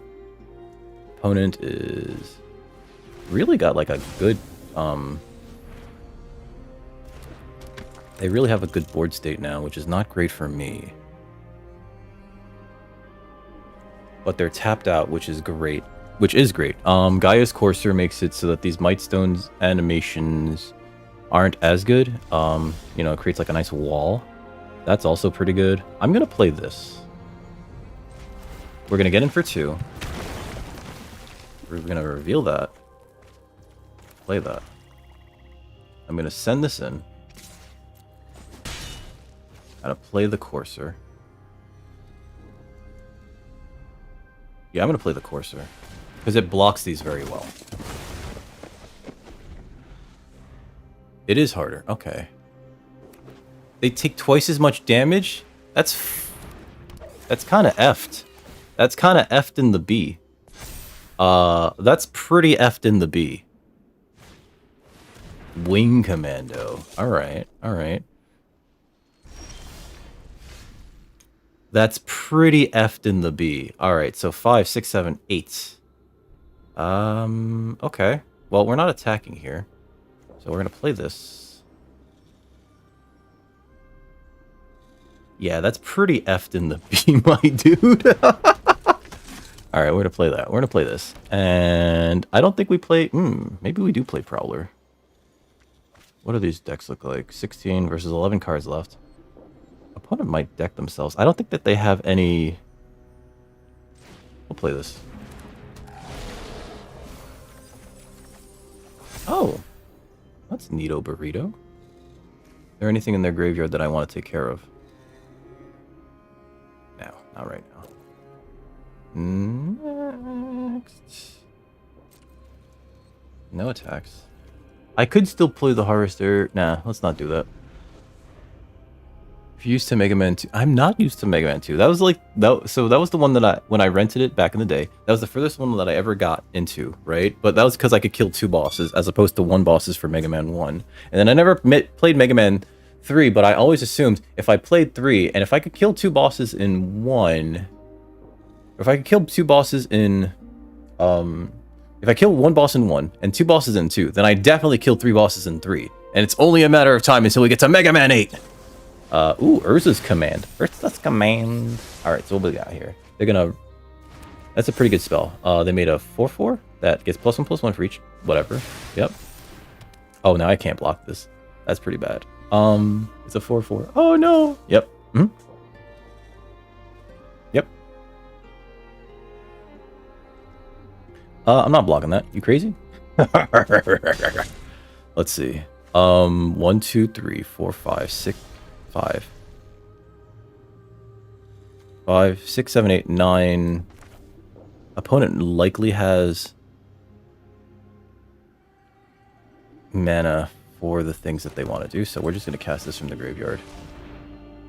Because if they have counter magic, I want to be able to resolve Ruskalaya, as opposed to, like, anything else, realistically. I'd like the Goring Warplow. So, next, no attacks. And we can start, like, sending that in. No attacks right now. End turn. The Butcher is going to be very useful here. For 1 mana, we hit them for 2. Stern Lesson. Okay, resolve all. They have 7 cards left in their deck. Yep, resolve. Yes.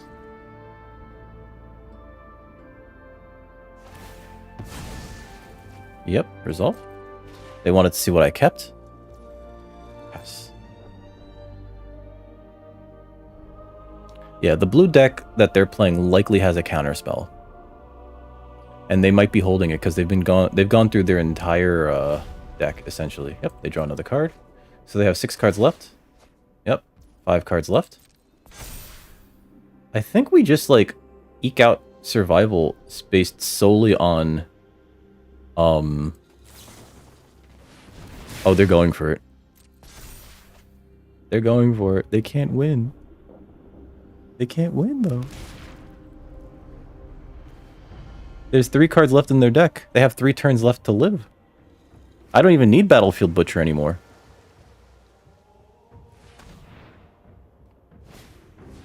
Okay. That's pretty good. Drafna's pretty good. But, is it good enough?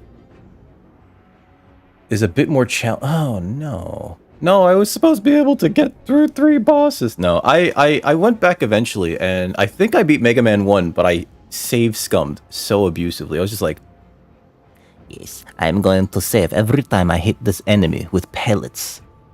And the first time I played Mega Man 1, I didn't know that, like, killing a boss got you their power.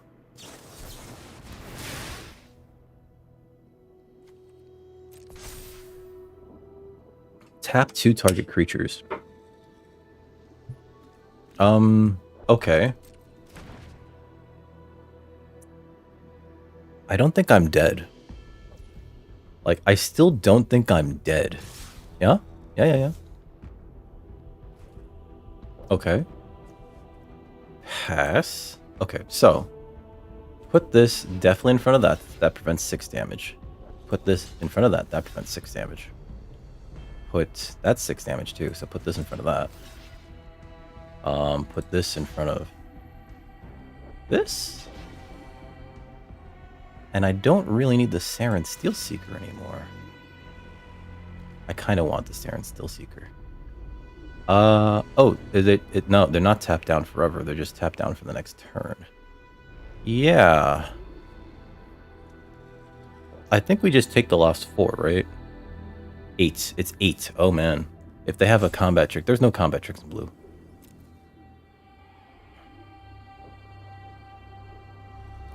Well, you're just, like, very good at video games, and I'm utter trash, you know?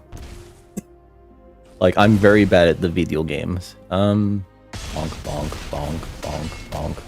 Yeah, that'll happen.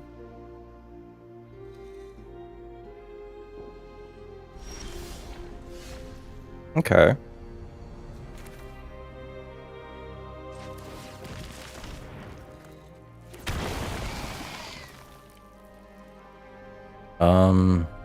Done. I'll take it. Does this give trample? It does give trample. Harvester? I think they're dead.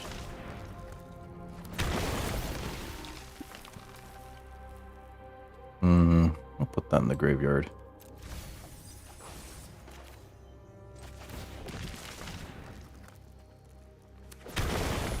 No, you're fucking amazing. You handle video games now. We'll leave that on top. Next. Oh, I should have played a land. Oh, whatever. I'll attack. Let's see. Get rid of that. Get rid of Evangel. Okay, Zephyr Sentinel. If that's all that they had in their hand, GG. Resolve. That's not enough. Yeah, they're dead. Okay. Next. They don't know about the Gaia's gift I'm holding. Yep. Reach, trample, hexproof, indestructible.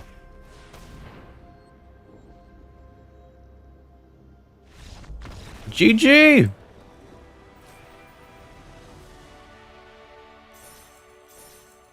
Oh my god, we are like undefeated again. You know, every time I'm undefeated or going this well, doing this well in any draft on Magic the Gathering Arena, best of 1, I'm going to point out the specific card that it is. That saves me. It is this card right here, Saren Steelseeker.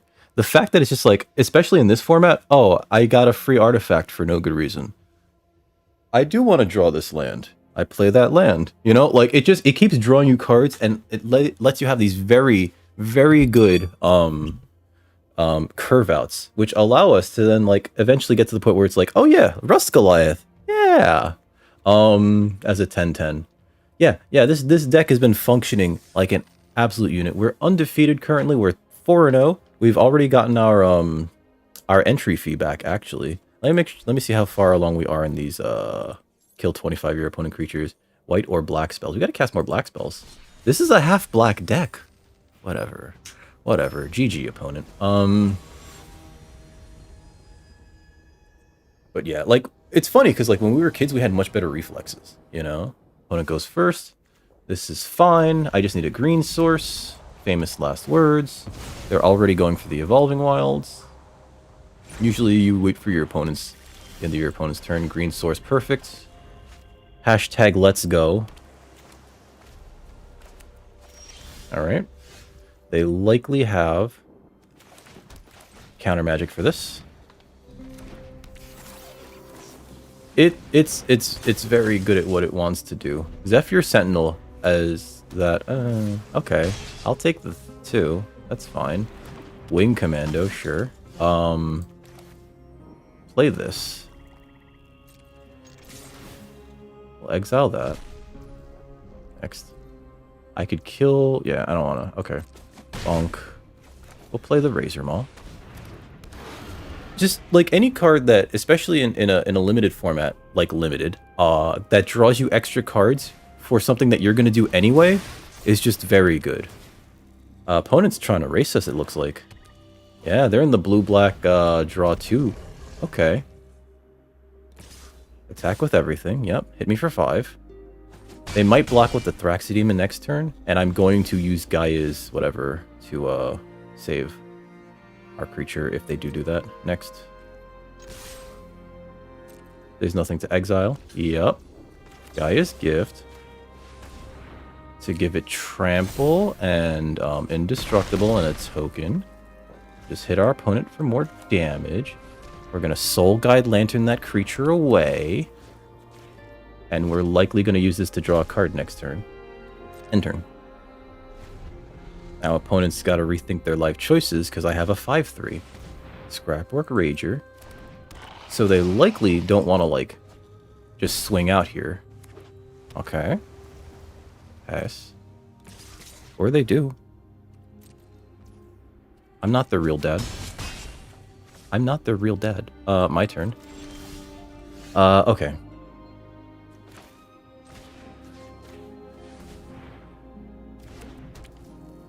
Okay. I'm going to have to exile the Gaia's Gift out of my graveyard. That's fine. Uh-huh.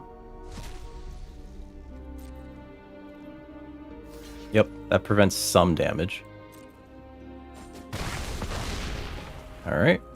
And then we're going to keep applying pressure by playing another aggressive 3/1.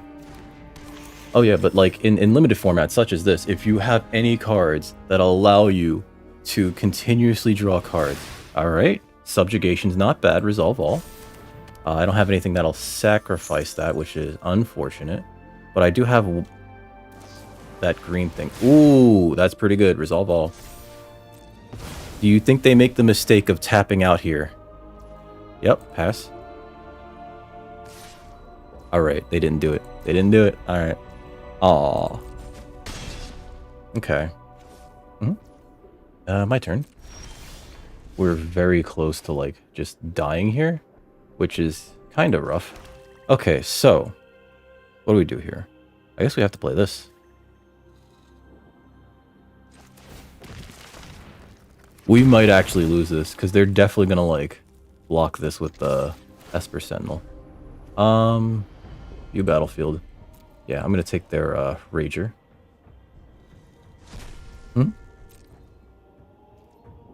Yep, makes sense. And then I'm going to play Goring Warplow, so we have a blocker. Now, if they cast, like, 3 spells next turn...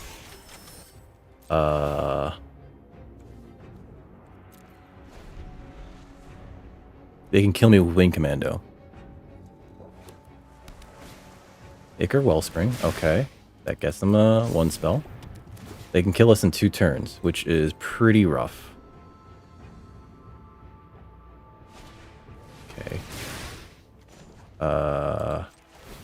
Exile their graveyard. Yep. They don't get the creature. This usually gives you a creature, but if you can't do the first part, you don't get the second part. Yep. Now I can't cast the Rager, because that'll kill me. That's not enough. That's not enough. Alright, well, we'll play this. And then I'll say GG. Go out on my own terms. Concede. Ah, that was good. That was good. That was good. They had such an aggressive start. And, I didn't get any of my removal to take care of the Wing Commando. Wow. We actually lost a game. I'm not surprised. We were due. We were due to lose. We were due for a loss. That was a fast one, too. Like, their deck went zoom, zoom, zoom. Claim that prize. Ah, that's right. We killed another creature. Alright. So, 4-1 going into round 6. Oh, boy. What time is it? It's almost 6. I mean, that should be the case, right? Like, you want to be able to, like, play games where you've not that you're not always winning, but that, like, it feels like you're being challenged, right? If your matches go too easily, right, then that's not fun, right? But I think that what's more important is that, like, your opponents are challenging you in a way that, like, it feels like you're getting a game in, right? There's always been 2 times where it's felt like I have not really had fun. One is when I don't get to play the game because, like, the deck that, you know, we've built on stream just decides I know that you have less than the average number of lands, but here's a land for the 7th time. And I just don't draw into any, like, actual creatures, right? That always feels bad. We can keep this.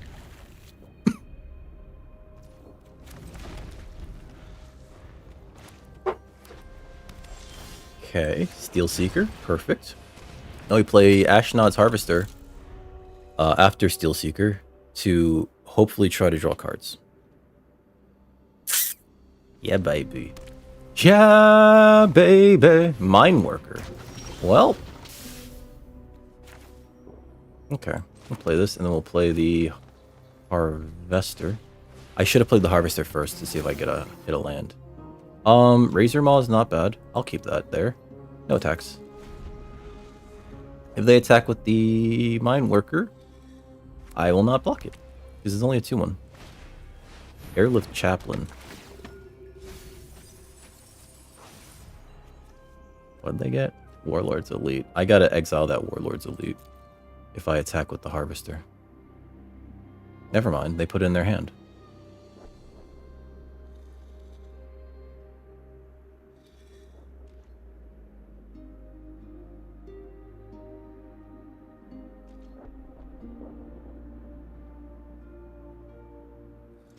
What's 30XX? Wait, what is this 30XX? Sir? Sir? What is 30XX? I'm sorry. We have to send this in. Are they mono white? Let's see. We'll take their Survivor of Corliss. So that they can't really access, but it's a mega... What? Excuse me? Okay, they're trading that for that. Yep, makes sense. Okay, perfect. Let's see. So I am gonna play the Rager, actually. Play the land. Play the Rager. Gain a life. Okay. There's a... Reveal that to get a free land and draw a card. There's a... It's a sequel? I'm like all tabbing out of this to like look at this 30XX console game. Oh, that looks familiar. Wow, that looks very Mega Man. That looks very Mega Man. Is this the Mega Man that we've always deserved? Let's see. So, opponent has Myral. We can't do things. X is the number of soldiers they control, which is 1 currently. I hate Myral so much. I hate her so goddamn much. I hope she dies. I hope she dies forever in the Winter Garden Theater. We'll play this Razor Maw. And I'll play a Harvester. Land. I will keep that Gaia's Gift on top. And I will not attack. More like X and the other one was more like 0. So like sword versus gun essentially. That's kind of cool. It's kind of cool. It looks really pretty. Come on, attack me.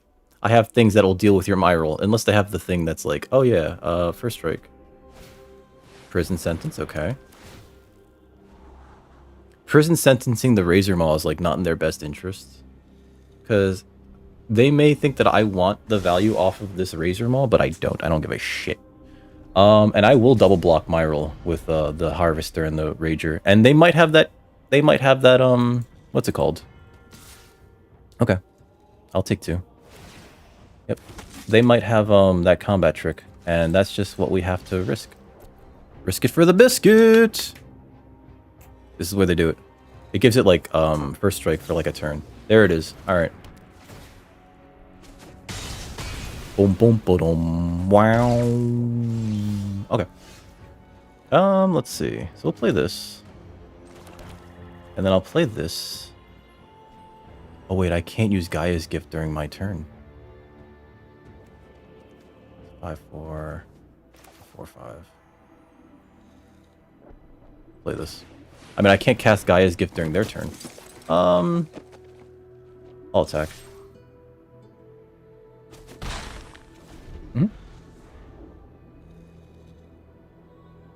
Now, if they have another removal spell for Gaia's Courser, that's bad. That's bad. That's bad. I'm looking at this game again. I think I've seen somebody play this. This looks really good. It's early access. Okay. I think I've seen somebody play this before. Ooh. My opponent do anything? Okay. Yeah, this looks actually amazing. I don't think I've seen you play it though. I don't think it was you. I don't know who played it. I know I've seen somebody stream it though. Did I play a swamp? I did play a swamp. Okay. Recommission. Yep. Airlift Chaplain. Okay. They'll probably take that lure. Oh, is it only a land or is it a land and a creature? Oh, Laron's a 4-drop. It's anything planes or creature card mana value 3 or less. Okay. Military Discipline doesn't do anything, right?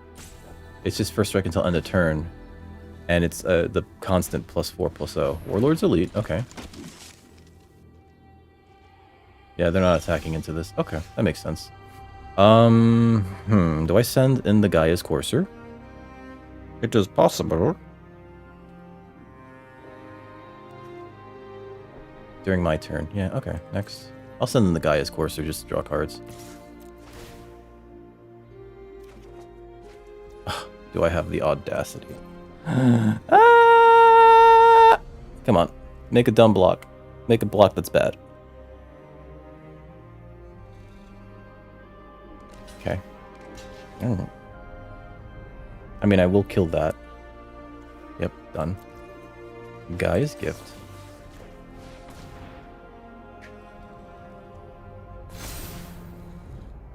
Bong, bong. Okay, so I think what I want to do here. This for 2. Land? Yeah, reveal that. Play that.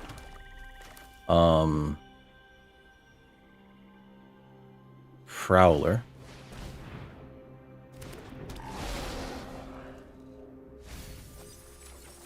Okay. Do I want to land? Or do I want a 2-drop? You battlefield. Decline. I don't want another land.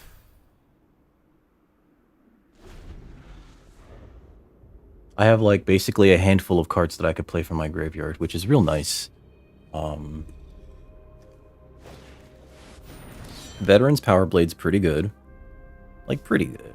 Not the greatest. They'll probably put it on the Airlift Chaplain to start swinging in. Oh. Oh, what? That's so weird. Okay. Okay. I think I swing in with the Courser.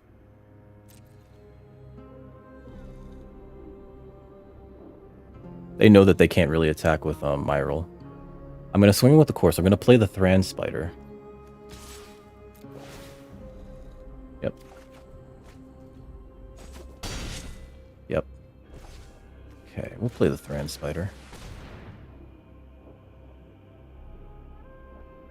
So that I have something to block that thing with. We each make a token. Land? Yeah, reveal that. Land? Reveal that. Play a land. Do I play Audacity on anything? Let's see, this is going to be a 4/2, right? So that's going to be not great. Play this anyway. We'll get rid of the Warlord's Elite, because I don't want them getting that back. Throw a recommission. Haywire! Oh, I want that so much right now. We'll stay there. I'm gonna draw it, and then I'm gonna cast it. Draw a card. Play it.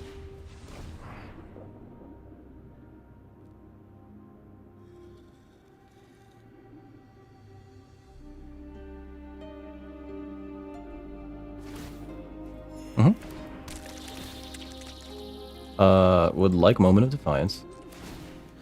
Destroy that. Gain 2 life. Or exile it even. Alright. Now we have Reach. Yep, Aeronaut Cavalry. So that prevents that chaplain from doing anything really. They could go real wide if they want to sacrifice their Myral. Oh, they're putting on the Warlord's Elite. Okay. Alright. Can't tell you what to do, buddy. Let's see.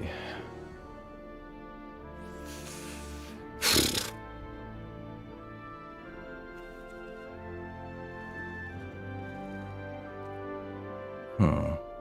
7-6. I think we do that.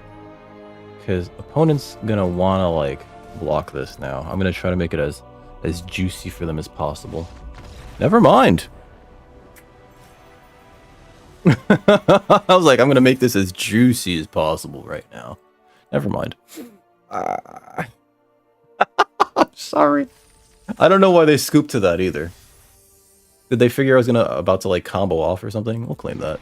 Alright, so I'm gonna be right back. My bladder has been telling me, hey, buddy, pal, we're full of urine. So I shall return momentarily.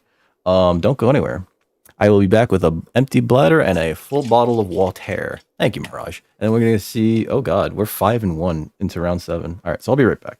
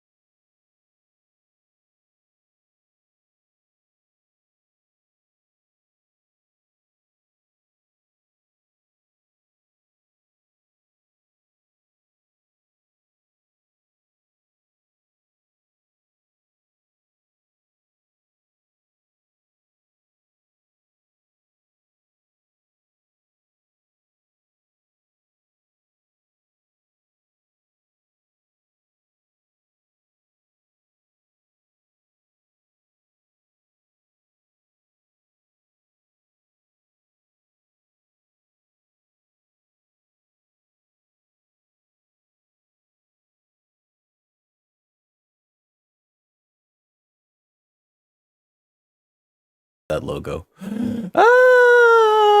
Alright, we're back. Sorry about that, folks. I was thinking about what was it? When I was filling up my water bottle. Wednesday, the show has like the most accurate portrayal of Gomez. If you compare it to the original comics that were drawn of the Addams family, right? I think the actor's name is Luis Guzman. Yeah, it's Luis Guzman, and he looks the most like the original illustrations of Gomez. People want the Raul Julia because they want like this suave, debonair, tall, gorgeous man to play Gomez. But like if you look at those old comics, Gomez is like a troll. Like he's just this tiny squat dude. I'm not saying that Luis Guzman's a troll, but like he's just like this tiny squat dude, and like Luis Guzman just like looks like him, you know? Oh no, I insulted Luis Guzman. I'm sorry. He's a great actor. I'm sorry. 5-1 going into round 7. We're doing really well with this deck, and I like to blame the Saren Steelseeker. Although I will note, right? May he rest in peace. My God, he was a terrific actor. even when he was like in a bad role, right? Like when he was yeah. Yeah. Right? He's just like, I mean, this is bad, but like, I need green. Okay. Like even in like that trash fire, he's just like, yeah, he's still like doing it up, you know what I mean? Okay, Power Stone Engineer, cool. Well, we're playing this. Okay, so I need a green card, a green... I'm not blocking that. I will take 2. Alright, Opportunist. I will attack into that. It's not great. Okay. Let's see. Well, Moment of Defiance. We'll gain some life then. We'll gain 5 life. Draw a card. Like, he was doing it up, though. Like, you know what I mean? Like, okay. He really, really was, like, probably the best actor on that entire train wreck. Alright, so we can only cast half of our cards in our hand. I need a green source, like, immediately. I need a green source immediately. Opponent's like, I'm not attacking into that. Okay, Tokasia's Welcome's pretty good. Well, there goes my Moment of Defiance. Yep. Create a Power Stone token. Play another one. Because we just have these for days. It's such a good line, and like he sells it too. It's not like, I'm just gonna play it off as like, you know, for me it was a Tuesday. Like it's just like you feel the gravity of what he's saying. Okay, they draw a card. Tokasia's Welcome is an incredible card. I'd like a green source game. Game, please give me green source. Alright, we'll block that. I don't want to take 3 off of that again. Scrapwork cohort. Alright. There's the green source. Okay, so we'll play this. The Steel Seeker. And then we'll play Harvester. Draw me a land, baby. That's not a land, baby. I probably should have been that, actually. That's not a land, baby. Oh, boy.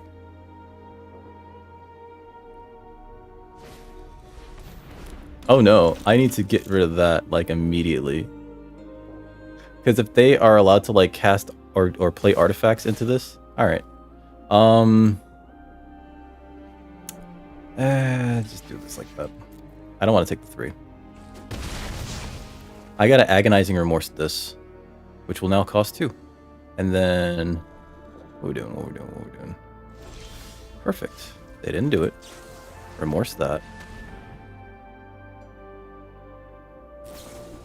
Balls and shit. Alright, okay, they had it. Okay. Let's see. Well, there's no point in me doing that to any of those, so...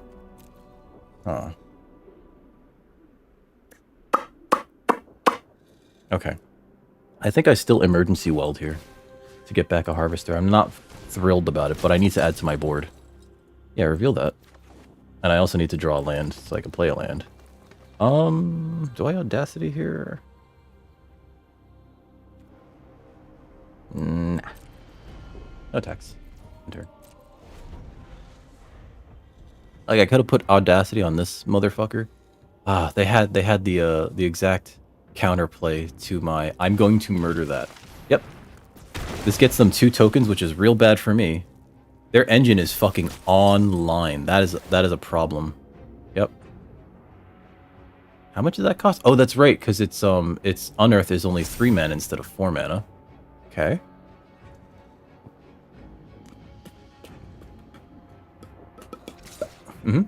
Yep. No reason to not do it. Okay. We'll block that because I don't want to take that 3. Yep. Our opponent's plays are a lot better than ours. And they also got a card off Tokasia's Welcome because of that. Ooh, Argothian Sprite. Not great. Not great. Alright, so let's see. Gaia's Courser. I need some beef on the ground. Land?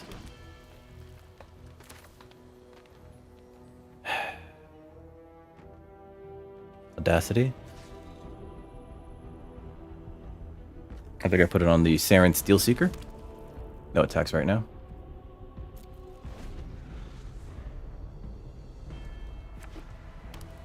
So if they cast another thing that like, because this Yoshin Dissident is very much a problem. Yeah, they're gonna get another 2 tokens here. Morto Bado. That's very bad. That's very bad. Yep. Then they get another token off of this. And Tokasia's welcome triggers. Yep. So I have to block that with this. I just want that off the battlefield now. And that's going to get them another token, which is like a huge problem. Bonk. Alright.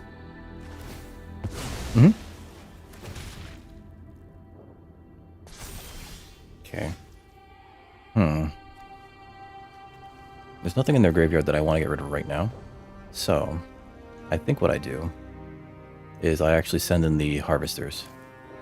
Or at least one of the harvesters.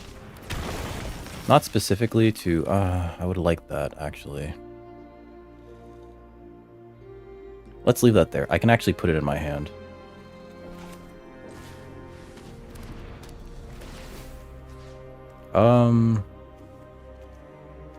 Get rid of the Argothian Opportunist.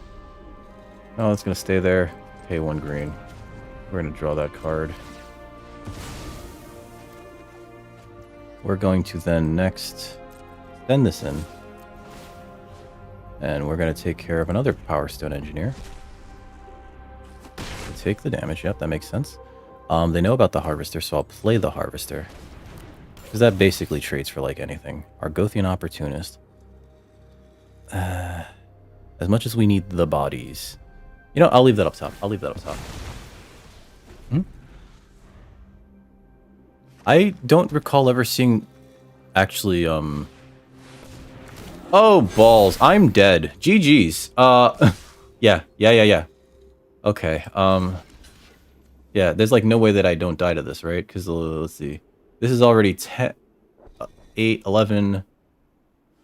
15... So even if I block like the biggest things here, that and...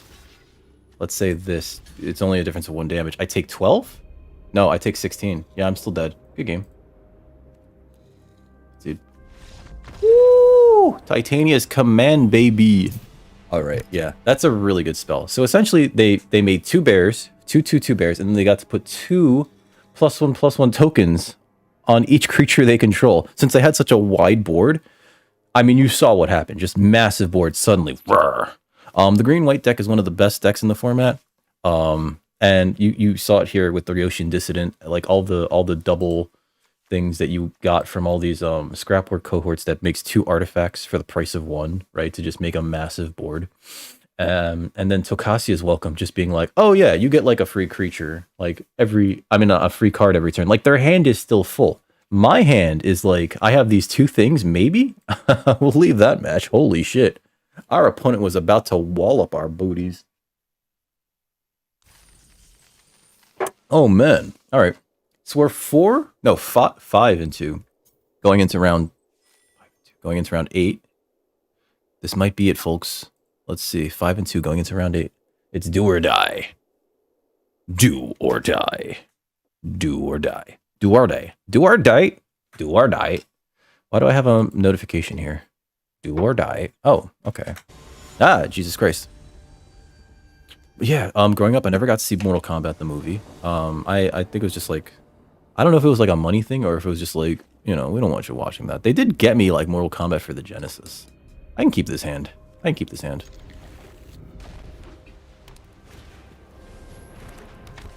Balls. That's actually a really good start. The 2-1 first turn. Yep, they're just gonna bop me.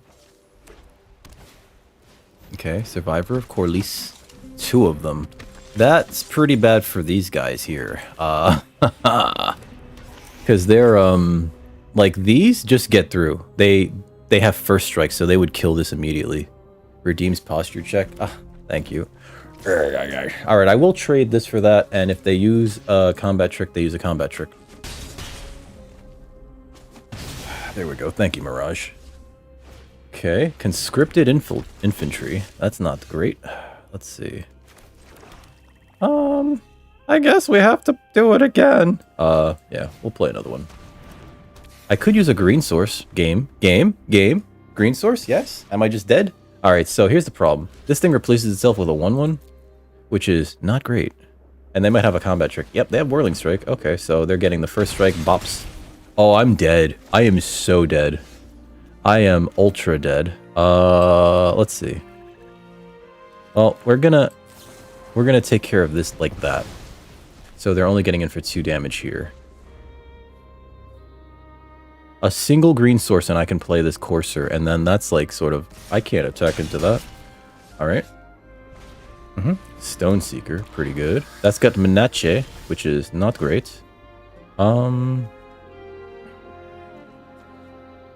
Lifelink and that. That's not great.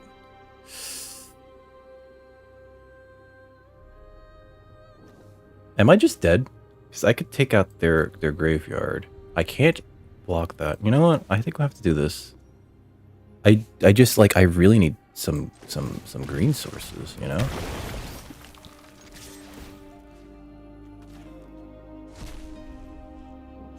Yeah, there's no reason to block that. Okay, end turn. Yeah, I think we're dead to mana screw essentially because we're on a 2-turn clock here. I can't block that because it's got Menace, and these 2 1/1s are almost like not worth blocking. I'm surprised that they have 2 of them at all, right? Even in this aggressive red-white deck, although it has brought their curve down low enough where it's just like I can't block this with the 3/1 because it's just gonna kill the 3/1. Ooh, Scrapwork Mutt. That's pretty good. It allows them to. Oh, we were super dead. We're super dead. That thing just does 4 to the face. Oh yeah. I don't have a board wipe. There's no way that I get out of this. Alright, so... GG.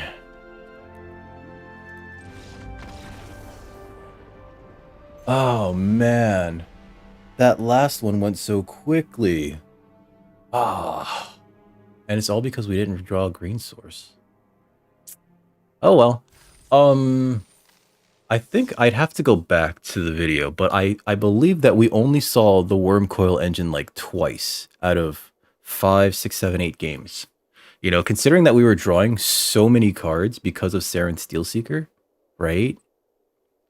I think that that's a little unusual, especially because we kept like starting hands. We kept getting starting hands of like 2 of those Ashnot Harvesters. Let's look at the deck real quick.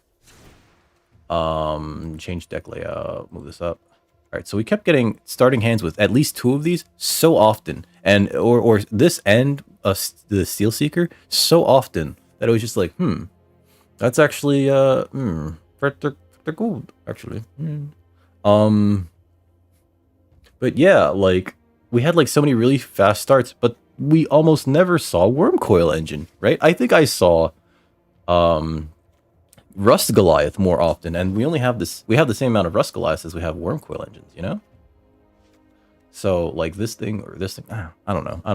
The shuffler on Arena is like kind of weird. Some people like to blame it for all of their losses, but I guess it's easy to do that because it can't defend itself. It's a program, right? There's a lot of people that are like quote unquote shuffler truthers out there. That they just don't trust the shuffler. They think that the shuffler works in a different way from how it actually works, which is you get a random pile of cards that's set at the beginning of the game. They think that like every time you draw a card, it just randomly throws out a card. That's weird and not correct. Oh god, no, like real talk. And I think it's just people being like sore losers about things. It's just like, motherfucker, if I only could have drawn the right thing, but the shuffler. And you know, they don't seem to realize comic villain called the Shuffler. I mean, you could ask Cammy. I'm the Shuffler. I'm going to ruin your next draw, Yugi boy. God, there probably was one of those in Yu-Gi-Oh! Actually.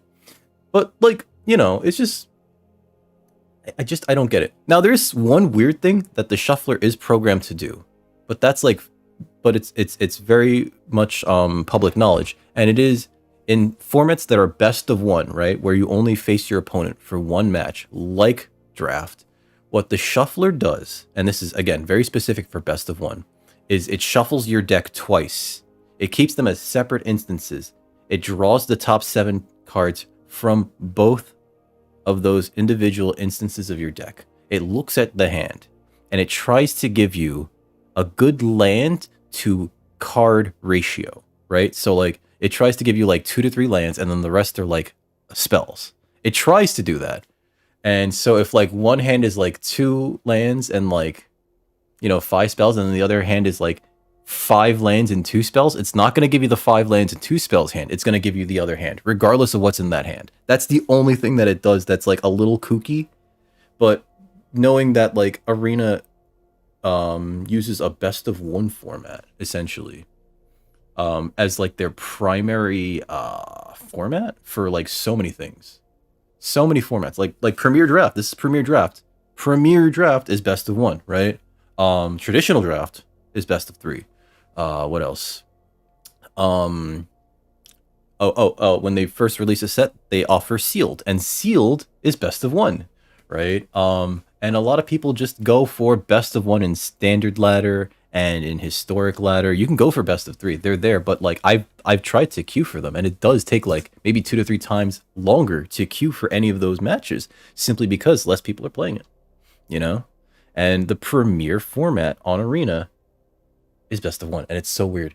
It allows like more. It makes it so that the metagame, especially in constructed formats, has more like one-shot kill combo decks, where and it's created like toxic metas because of that. Like there was this one time where there's red card that would counter a spell, but then like you'd get to look at cards from the top of the library until you found a permanent card, regardless of what it is of the so somebody casts a spell. This red spell counters it, but then that spell's controller, not the counter spell, the spell that was countered, their controller gets to look at the top.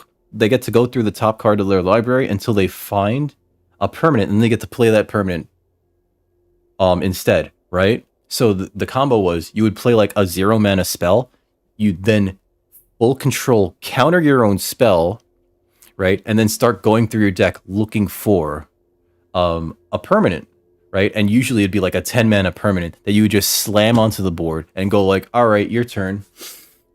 And it's just like a 2-turn clock, and so you would just win. You would just win. And that's what this sort of environment, the best of 1 environment, kind of fosters. And like they've banned cards that made it so that was that is no longer the case, but still, like, the next time somebody figures out like a turn 3 kill that just relies on a weird fragile combo, it's gonna decimate best of 1. The closest we have currently right now is in Historic. Not Historic. Well, in Historic also, but in the Explorer format, which is basically Pioneer Light, there's this turn 3 combo kill that uses Grease Fang.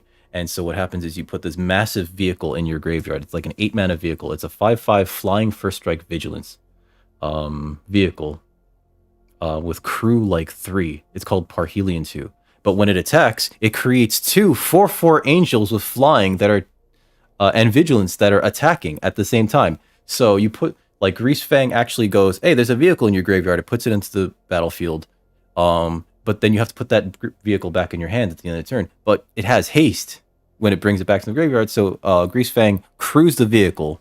So then you get to attack with the vehicle. It makes the 2 angels. Your opponent gets hit for like 13 damage, and then they get and the Grease Fang controller gets to keep everything except the Parhelion, which goes back to the hand. It's a stupid deck. It's still around. It's not unbeatable, but like it's just ugh. Anyway, that's been me. You guys have been awesome. We'll be back next Sunday for another draft. I don't think I have another draft in me right now. It's like 6. I probably should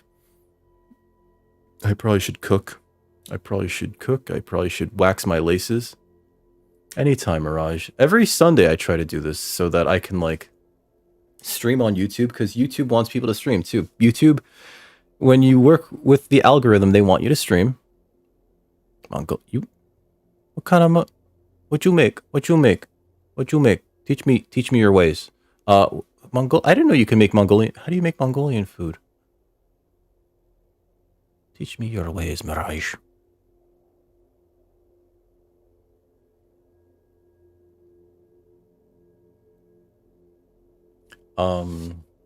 We'll probably be back next Sunday. I say probably because like I took 2 weeks off because of the holidays. I just didn't have a chance to come on Sunday, and also like the Saturday streams were just like super long because I was challenging myself to do something stupid on the Twitch. Which, if by the way, if you at home, I don't know if there's anybody out there watching, are enjoying this nonsense, please come over to Twitch TV, twitch.tv/dickrecord, link in the description, where you can catch me streaming. Hey, Reaper, how you doing? We're about to end. We're about to end, Reaper. You just got here. I'm sorry. I'm sorry. We're about to end.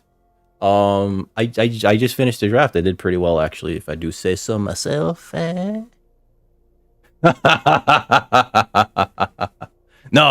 it's too bad. We already know. It's okay. It's okay, Reaper. I'm about to end. So from what I understand, Bunny was telling me I can't raid out until I have my YouTube partner thing or whatever, right? I have to get 1,000 subscribers. We're like a fifth of the way there, which is wild. Please subscribe to the YouTube if you haven't already. Because real talk, like part of me, and Simeon Soda brought this up in chat, like it'd be nice to be able to get like a YouTube partnership, because that way like it doesn't really feel like I'm actively not expecting, but actively like relying on viewers to directly go like, oh yeah, I will subscribe to you, or I will throw bits at you, or I will donate. I kind of hate that about Twitch. But if you get like YouTube partner, like you just basically get ads. You get ad revenue. And as much as I'm against ads in Twitch, because like it kind of interrupts what we're doing there, most of the stuff that I do on YouTube is VODs, right? It's content that's like, it's interruptible, right? It's just like you can watch it whenever. So, I don't know. The whole content creator space is like, it's a weird minefield. I think I'm at 200 solely because of like this one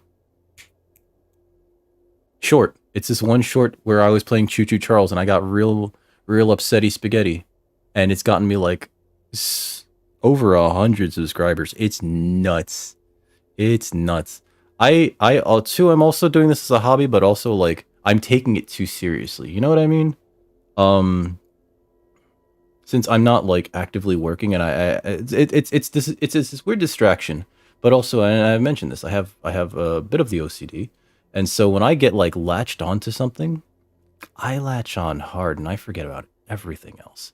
And so like right now I've latched onto like doing content creation, and I really should stop. I should stop, and I should like try sending my resume out to places I've never even fucking heard of, just to do it. But like every time I get to like looking at my resume, it's like, and it's the worst part is like looking on like job boards, and it's like they want 7 years of that, but I only have 8 years of this, or they're looking for, or the pay is just atrocious, because in architecture the pay is atrocious because the field itself is not like respected. Of like all of the licensed professions, like I'm not a lawyer, so I can't keep somebody out of jail. I'm not a doctor, so I can't keep somebody alive.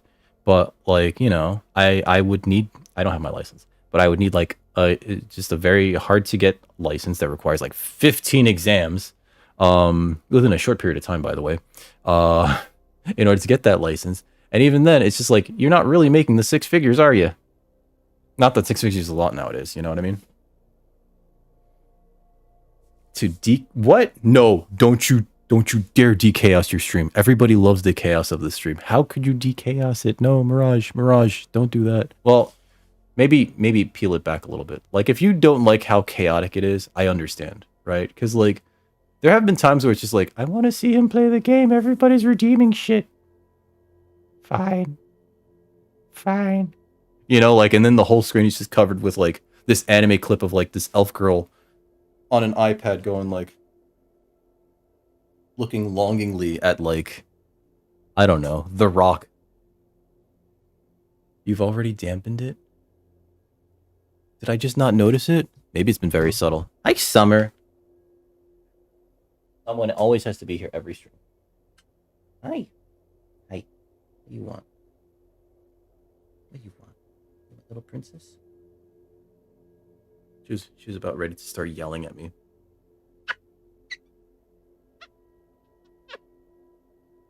Yeah, you can't yell at me if I already give you the scritches. All right, so I'm about to end the stream. I'm going to end the stream. Guys, thank you for joining me. Real talk. Reaper, thank you for getting here. Mirage, thank you for keeping me company this whole time. I can't believe we went, what was it, 5-3. Like we were going for a really long time without eating a single loss because of how like aggressive this deck was, you know, and just like how well it functioned. So I'm actually glad I got to draft this deck. As much as I've never been a fan of green black, because it's usually like, oh yeah, put stuff in your graveyard and then do stuff with it later on. It seems to work in this format. Let me claim this prize. Woo! 16,000 gems, 4 packaroonies. Which is essentially that's our entry fee back plus extras. You just woke up? Oh my god. I will eat food in a little bit. I probably should vacuum actually. Summer prevented me from vacuuming the other day because she climbed into my bed as I was like, you know, getting like, you know, like going like I should vacuum. She climbed into my bed and she started being like very affectionate. And then like, you know, like a few minutes later I look at her and she's like chewing the blanket and kneading the biscuits, and I'm just like, I guess I'm not vacuuming. And I was talking with Ariel, and she was just like, you can't vacuum while the bakery's open. I was like, fine, fine, all right. Really? What do you have against Green, Mirage? Also, Mirage, did you start playing this yet or no? Yeah, so I just thank everybody for joining me today. Again, we'll be back Sunday? Likely Sunday. Again, same bad time, same bad channel. For more drafts, right? I do like to draft on Sunday. It's nice. It's relaxing. You know, it's kind of quiet over here, you know? It's kind of quiet on this. You still need to download it? All right. That's fair. It's on like every client too, you know? In addition to like, I just like directly downloaded it from Wizards of the Coast, but you can get it on Steam, on Epic. Hashtag not sponsored. But yeah. Yeah. Because I also figured, you know, I kind of play this on my own anyway. I might as well like stream it. You know? Especially because people seem to enjoy watching this format. I mean, like during the what was it? During the Christmas Eve 12 hour, I just started by drafting this like it was three times. It was three times because I edited the video. It was three times. And you know, it was just like me just sort of like hanging out going like, ah, it's the holly jolly grim boob. Boom boom boom, god damn, I'm dead. Oh yeah, draft. Draft is like really interesting. I don't know if I'd be able to do this in person, right? Because this is based on an in-person format called draft, where every player gets 3 packs. You open your first. Everybody opens their first pack. They take a card. They pass the rest of the pack around. So yeah, you're basically getting a new deck every time. And I think that it's like way more compelling to do that than to play constructed formats. And I've actually talked about this with other Magic players that I know. I just find constructed formats to be real frustrating nowadays because like it feels like the quality of individual cards is gotten up there so high that it almost feels like the meta gets solved very quickly. And Magic the Gathering Arena actually kind of makes it so that the meta gets solved very quickly simply because people are playing so much more games because of this client, you know? But yeah, there's a learning curve though. The first time I did a draft, I didn't know what I was doing. But I will say this. This set right here, once you have like the coins to draft it or the gems to draft it from like playing other formats, whatever, to like, you know, fill out your dailies and your weeklies. This particular format reminds me of the format that I first started to get into draft with which was Strixhaven, because there's like this mystical archive in Strixhaven, much like this set has the artifact archive, where it's just like you get an extra card of like uncommon, rare, or mythic rarity per pack, and so it adds this level of like, oh shit, I didn't even know that was in this set. They haven't printed that since 2003. Oh no, I am screwed. You know, the first pack that we opened, there was a Wormcoil engine, which is like a card from like Mirrored in 2004 or something. And that still sees like modern play because it's an annoying creature. It's like a 6/6 for 6.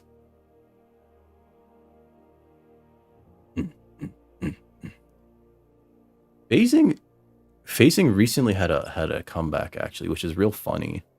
Wizards of the Coast was trying to like depower certain effects, and so they brought back phasing as a way to like make creatures disappear from the battlefield without like entering the battlefield essentially, because as Magic sort of took on years, you know, like we're celebrating the 30th anniversary this year.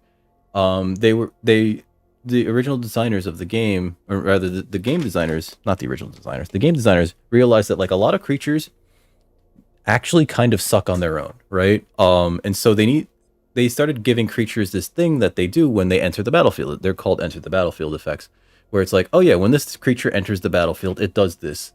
And so it's essentially like attaching the effect of a spell to a creature, to a body, right? And because of that, like there's like so many effects that you could just like stick onto a creature, right? And some of them are like really good, but because of that, like you don't really want a creature to, well, they don't really want to print like a lot of effects that go like, oh yeah, this creature leaves the battlefield and then it re-enters the battlefield for whatever reason. Like let's say it goes away. So they went back to phasing, which is like it phases out. So it's just like it's still there, but it's not, right? And so it doesn't trigger any enter the battlefield abilities. Essentially, yeah. Well, it's more like a sorcery tied to a summon, right? Because like summons are typically sorcery speed, right? But it's essentially that. It's essentially that. Like there are creatures that like when they enter the battlefield, it's like when this creature enters the battlefield, destroy target artifact or enchantment. That's pretty good. That gets you a card's worth of value right there, and then it's also a creature. It's still a body, which means that you can run in there to the end zone and start swinging, right? You could use it to block. You know, so like creatures started getting like really good because of enter the battlefield abilities. Because when a creature enters the battlefield, typically you can't do anything except for like wait a turn because of what this thing called summoning sickness, where they can't attack or tap or do anything like that the turn they enter the battlefield. There's ways around that, but ball lightning. Oh man, ball lightning. What's funny about ball lightning is that like nowadays I don't even think it's good enough. I don't even think ball lightning is good enough in aggressive decks. I'm gonna be perfectly honest. Cause like sure you hit your opponent for like 6 maybe, but 1 it's kind of hard to cast. It's like red. So you have to be basically mono red to play it. I just don't think it's good enough. I know which one you're talking about though. My buddy used to play ball lightnings in their mono red deck, and it was just like lightning bolts incinerates, ball lightning, the occasional like fireball or incinerate. I'm sorry, not incinerate, disintegrate, right? Hammers of Bogarden.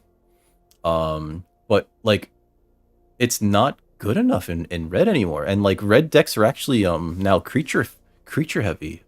Here. Hold on, let me claim this prize. And I'll show you like let me go to one of my most recent the deck that I usually climb Explorer ladder with, which is it's like the Eternal format that uses cards that are in print. And this is like one of those like tier 1 meta decks, right? Essentially, it's creatures. It's mostly creatures, right? This is an enchantment that becomes a creature, right? But it's mostly creatures, and they all just this is a removal spell because fucking Greasefang. It's mostly creatures. It's mostly creatures, and you just want to get in there and slam and welcome to the jam, right? But ultimately, you also want to like maybe turn 3 or turn 4. Drop this spell on, which is like it costs 1 less for each creature that's attacking. And when it enters the battlefield, you attach it to a creature you control, and then it gives the attack the creature that it's equipped to double strike, trample, and +1/+1. So like if you put this on like a 3/3, it becomes a 4/4 with trample, which means that like excess damage goes over and like hits your opponent. But also double strike means that you attack during the first strike phase and the normal strike phase, so you hit twice, right? So like this is kind of like the win condition. You get to slam this, and if your opponent just like is at low enough life, they go, cool, next game. Goblins had a pretty good deck in Historic, but like I don't touch Historic anymore because Explorers is like kind of a better format on Arena, because Explorer is actually based on like real printed cards, whereas like there's multiple formats on Arena. Actually, now that we're here, I can go through them real quickly. Here, find match. So best of one ranked. There's standard, which is like cards from the last 2 years. Um, yeah, cards. The most recent standard sets from the past 2 years are basically the sets that you could use in standard. Alchemy is this weird format that only exists on Magic Arena, where they use cards. There's a card pool that includes all the cards from standard, plus all the cards that are like unique to Magic the Gathering Arena. It's really bad. Oh, wait. So did you name yourself after the Mirage set? Historic ranked. Historic is a set, the format where it just uses like this weird card pool of every card on Arena except for like the ban list, the expansion. I'm gonna show you something real quick. Hold on, hold on, hold on. I do have a burn deck I want to show you then. I don't know if I could show it. Hold on. Actually, you know what? I'm gonna go to the bathroom real quick too, because my bladder full of urine. I'll be right back.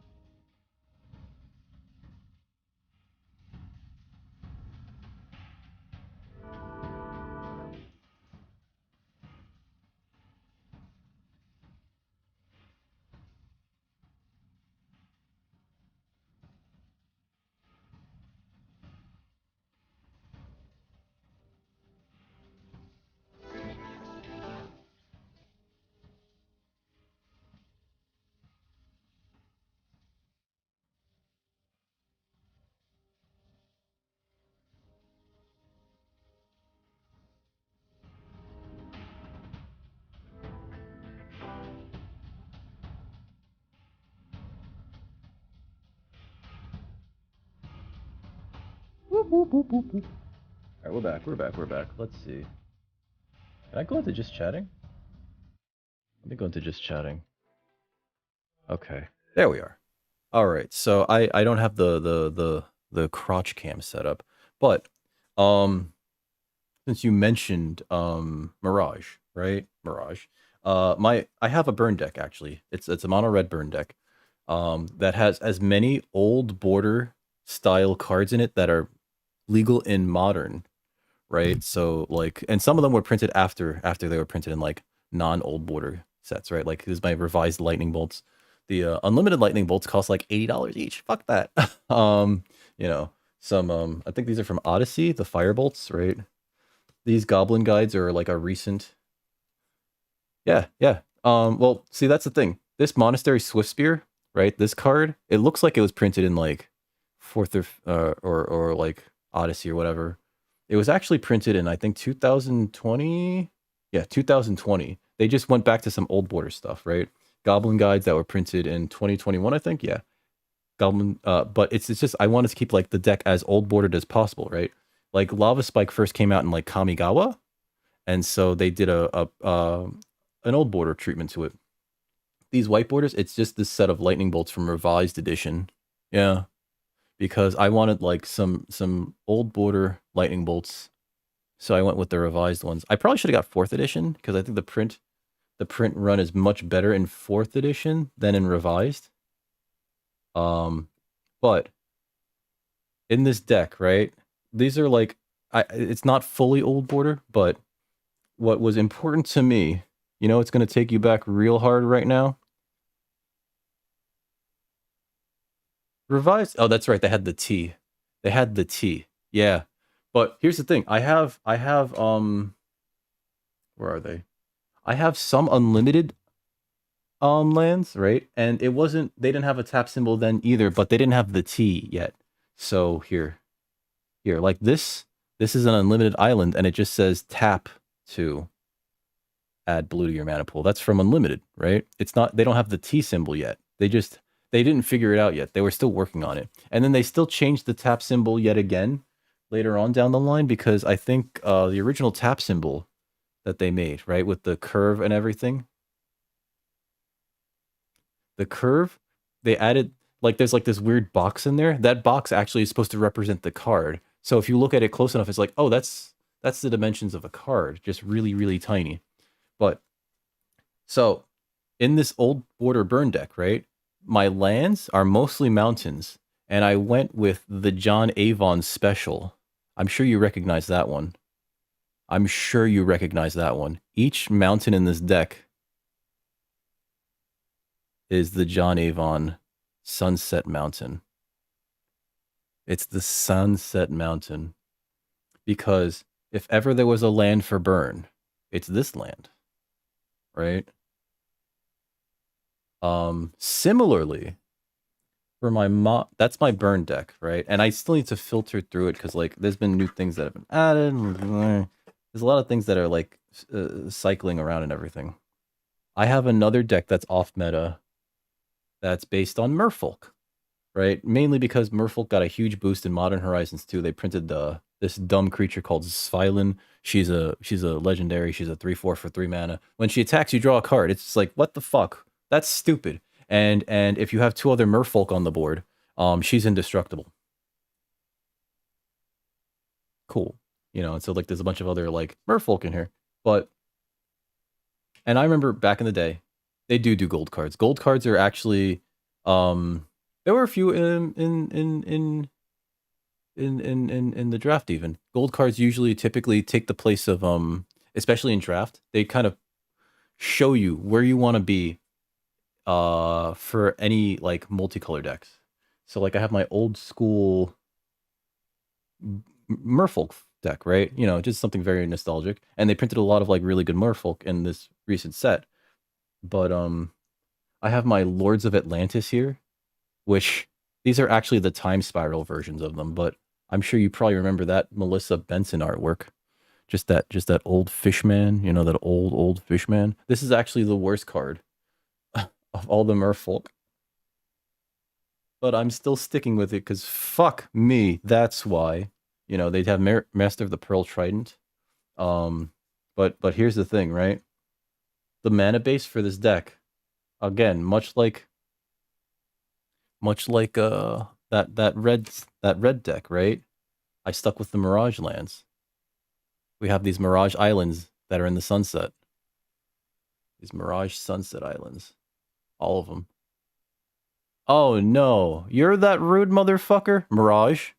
I'm gonna have to disown you if you played Stacks effects. Ugh, disgusting, disgusting. Most of the time, the person who plays like Stacks effects, you know, like those tax effects that are just like, yeah, you can't really play, and I'm gonna play. They're frowned upon. Everybody's just like, get the fuck out of here. Because like people don't like playing against decks where you don't really get to play, which is why, you know, what was it? Blue white control players. Blue white control is an archetype where essentially you play permissions, right? You try to counter or remove everything that they cast before it gets to do anything, and then you try to get the game to go long while you draw extra cards over your opponent, so that eventually you play a win condition like Teferi, who's a Planeswalker card that will eventually lock your opponent out of the game. And people think of those blue-white control players as absolute sociopaths because they just make it so that you don't really get to play. You just get to watch your cards event just go away. It's like, oh, goodbye. I didn't need you anyway. You know? Stasis is fucked up. You know what's funny though? Stasis, the art on Stasis was done by Faye Jones. She's like a famous artist. The only reason she did the art for that card, though, was because Richard Garfield was like her nephew. Yeah.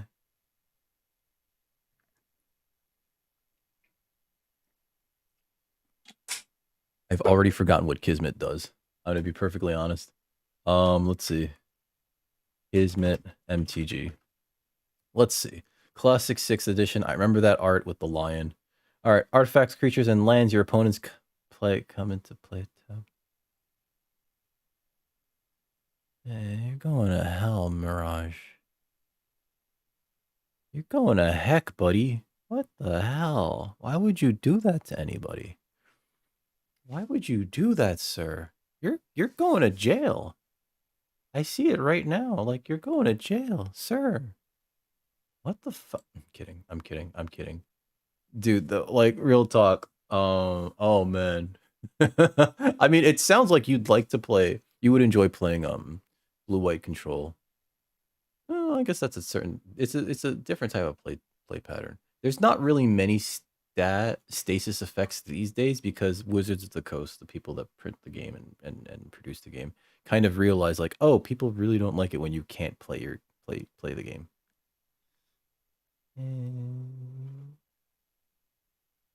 Oh, my cat's like under the desk for whatever reason, just kind of chilling.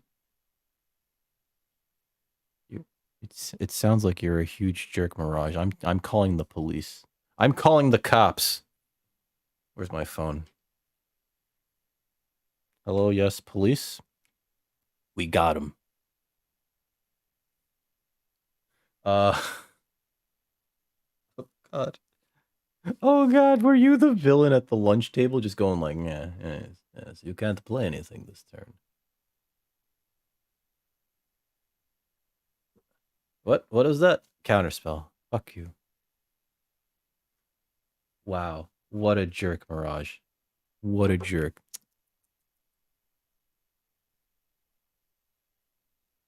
You're the apprentice. Oh no. There's actually there's actually and I probably should read out, but one more thing. There's this thing called there's this one card called Jace the Mind Sculptor. People already don't like Jace as a character because he's just like he's got this like really annoying main character energy, but like he's very like bleh. Like who gives a shit? He's a mind reading telepath character within the Magic the Gathering universe. He has a bunch of cards out based on him. And he's like primarily a blue planeswalker, right? His cards are all this type of card called planeswalkers, where essentially when you cast a planeswalker, it is essentially like you're adding another player to the game that only can do like 3 spells once per turn. Or I'm sorry, they could do one of 3 spells each turn, each of your turns at sorcery speed, right?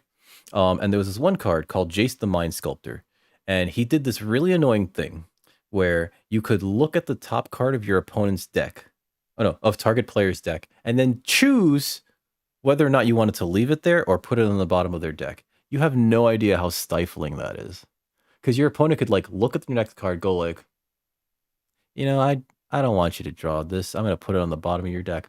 Or if it was just like a land, which doesn't really like at a certain point, you don't really need more lands. So you just leave the land on top and let them draw essentially nothing.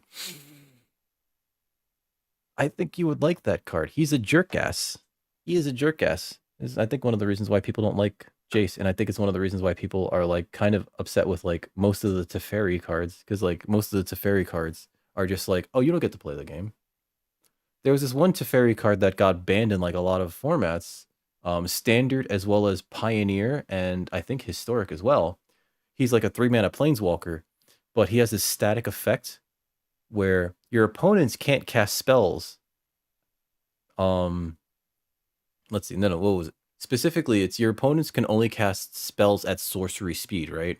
So if you're playing against another deck where they want to like use counter magic, if they don't have a counter spell for that Teferi as it's coming down, their counter spells are all dead cards now. Because they can't like add cards to like any sort of spell wars, right? To the stack as it's called. So like if you wanted to cast a spell, they could only cast spells at sorcery speed, which means like very slowly and only during their main phase. They can't cast spells during like combat. Like let's say they had a combat trick, they can't cast it. It's just like I can't cast this.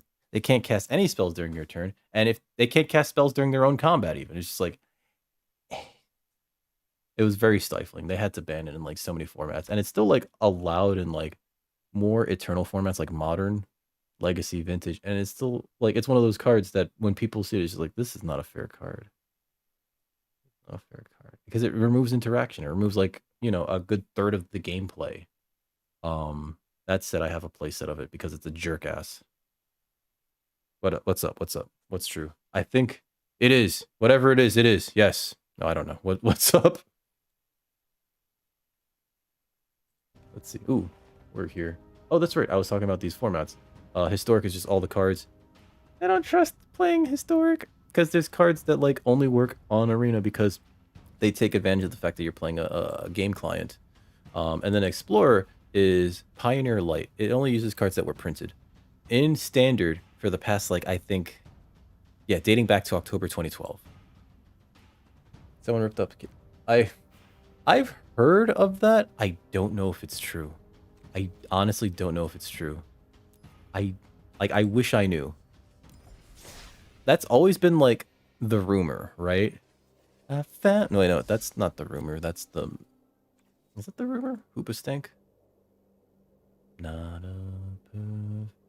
the reason. That's the reason. Okay, that from what I understand, that's a rumor. From what I understand, that's a rumor. But I exit this game. But so during the many years that Magic's been around, they've released a bunch of joke sets called They usually start with right? Like Unglued, Unstitched, Unfinity was the most recent one. And one of the I think it was like Unglued or maybe it was Unstitched. They released a card called Chaos Confetti, and it's just a picture of a chaos orb being torn in half. And it's because when you read the card, it says like tear it in half and throw it on the table, and whatever it lands on gets destroyed. That though was inspired by that story. I honestly don't know if that ever happened with the Chaos Orb. I'm sure the person that did it is probably kicking themselves because Chaos Orbs are worth like so much money nowadays. But there's also like a ton of cards that are worth so much money nowadays that were considered like absolute trash back in the day. You might remember from Mirage, the set, there was this card called Lion's Eye Diamond. It's not worth that much. The Black Lotus is still like the tip top of like the collector desirability thing, right? So I don't think it's worth as much as the Black Lotus, but it's worth like several grand, which is just like, cool. But yeah, there was this card in Mirage called the Lion's Eye Diamond, which was like a Black Lotus, except they tried to put a downside onto it because, listen, the Black Lotus getting you 3 mana for nothing, except the card, is like pretty good. Let's be clear. So the Lion's Eye Diamond was like, you had it. If you still had it, you know that that's like a $500 card now. But I know that back in the day, people fucking hated that card because it's like, wait, I have to discard my whole hand to use this ability?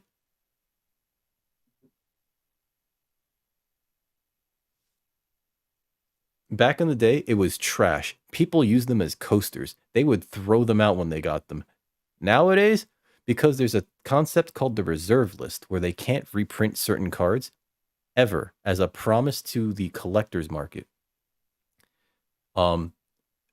That in addition to the fact that like discarding cards nowadays is actually kind of seen as like it's not seen as a bad thing in certain decks. There are certain decks that just go like, all right, well, I put my entire library into my graveyard. Now I can cast spells from my graveyard. I combo off and you're dead. Especially in like Legacy and Vintage. So yeah, that card is worth like $500 now. Especially if it's in good condition. Partially because, yes, they can't print any more copies of it because of the reserve list. And also because, like, you know, it's just like what's considered like a terrible card. What was considered a terrible card back then is now considered a busted card in like certain formats because it allows you to fill your graveyard. There's cards nowadays like another card that can't be printed anymore, Yawgmoth's Will, which essentially allows you to just cast spells from your graveyard. So if you discarded your entire hand and then you cast Yawgmoth's Will, well, no, if you cast Yawgmoth's Will and then discard your entire hand, you can still cast those spells from your graveyard. There's a red version of it called Underworld Breach, which allows you to cast spells from your graveyard so long as you remove 2 other cards from the game in addition to their other casting costs. Essentially, it makes it so that your hand is now your graveyard, and your graveyard has like, what, 20 cards in it at this point because you're like in the middle of a game? Oh my god, I would love to draw 20 cards. You know? Underworld Breach recently shot up in price to like $20, $25 because it's like this huge role player in a certain combo deck, but like it goes into burn now apparently, and it's just like, well shit, I didn't get any copies of it when it was 2. I'm not gonna pick them up for fucking $20. I'm not doing that to myself. That's fucking stupid. I mean, not really stupid. Hindsight's 2020. It really is. That being said, enjoy the trash fire. I guess I should end. I should end. I really should end. Fallen Empires is one of like the most hated sets. Oh god, I loved Fallen Empires, but it's like I mean like I know that you understand like that's a very low power set. There's not much stuff that's in that set that's like actually good, and because of that there's not many cards that are in that set that are worth much money. That said, do I have them here? There's this one card called Order of the Ebon Hand that had this Ron Spencer art. I think I have it nearby. Hold on. I got another blast for from the past for you, buddy. I just gotta find it. Give me a sec. It's here somewhere. Or maybe not.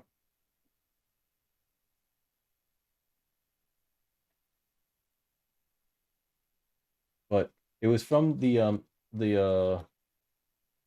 huh. Oh yeah, these are here. Godzilla cards like Mothra.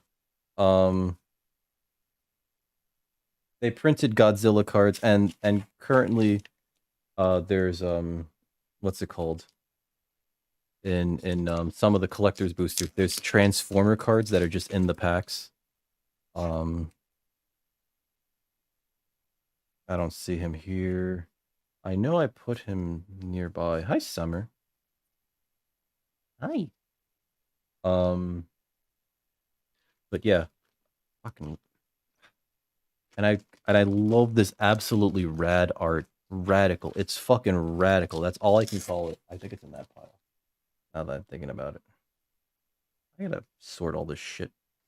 But yeah, Fallen Empires, actually until very recently, the boxes could even still be had for like maybe $200 or $300, which compared to like other really old products is like a steal.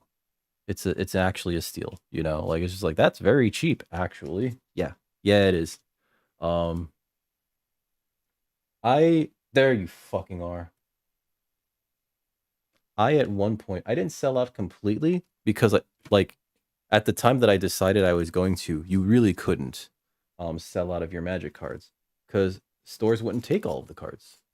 You had Arabian Nights cards. I only recently picked. I've never even seen a pack of those in a store, right? I envy anybody that ever got to crack an Arabian Nights booster or a Dark booster. I've never even seen those packs in stores. The card that I was looking for was this. Let's see if I can get that to show up here. Oh god, come on. Balls, balls, balls. It's this guy. Order of the Ebon Hand, which refuses to. There we go. It's this one guy right here. This is my favorite card from Fallen Empires. Just this rad art of this rad guy with this fucking, you know, like blades all over his ass. Art done by Ron Spencer. Fucking one of my favorite cards from Fallen Empires. This is actually the kind of card that I think would actually work in like, you know, current modern day Magic, you know, but I don't think they're gonna print this card ever again because it's weird. It's a cleric. It's a human cleric. I don't know. Still love that card. Love that art. I never got to open any Arabian Nights boosters. I had to wait until Chronicles, and that was the reason why we have the reserve list, because of Chronicles reprinting all these really old cards. People going like, "Fuck me! I thought my cards were worth money. Now you're reprinting them. Fuck you." The collectors didn't understand that, like, you know, this is cardboard and they could all be reprinted, and so, what was it? The powers that be at Wizards of the Coast made a promise that sort of doomed the game in a way.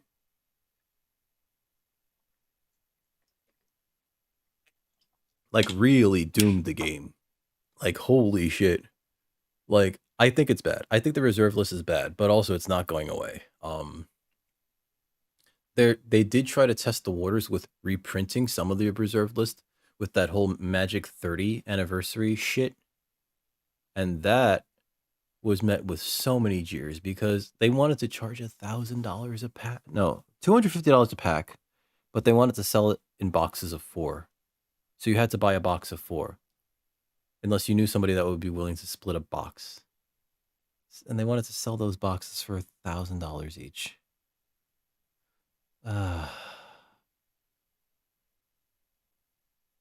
What the fuck? Anyway. So they tried to like see if they could test the waters with reprinting like old cards. Like there's Black Lotuses in those packs, but they're reprints of Black Lotuses. And then they even were to be like extra careful. They were like, "Oh, these aren't real cards. These are proxies." The only thing that they managed to do is essentially let everyone know that proxies are okay. Oh, no, don't, Mirage, no. I know somebody who legitimately was telling me, like, this is the best product they're putting out there. What you do is you buy it and you put it away. And I was just like, no, this is fucking ridiculous. Like, and he's like, I would draft it. It's like, it's not worth drafting. You can't draft that set. It's a reprint of beta. They didn't know how draft works back then. There wasn't a draft format. So, like, if you wanted to draft white, there were only like 4 creatures in common and uncommon, which means that, like, you likely, if you were stuck in white, had nothing to hit your opponent with.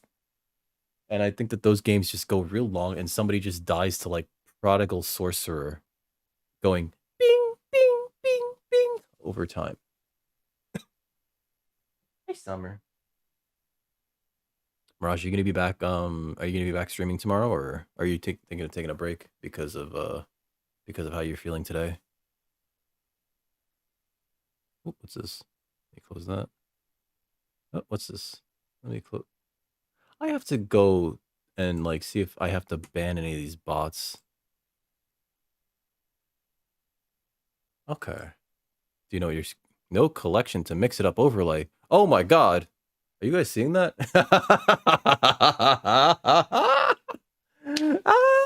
That's great. That's great. Oh man, I didn't know that that would do that.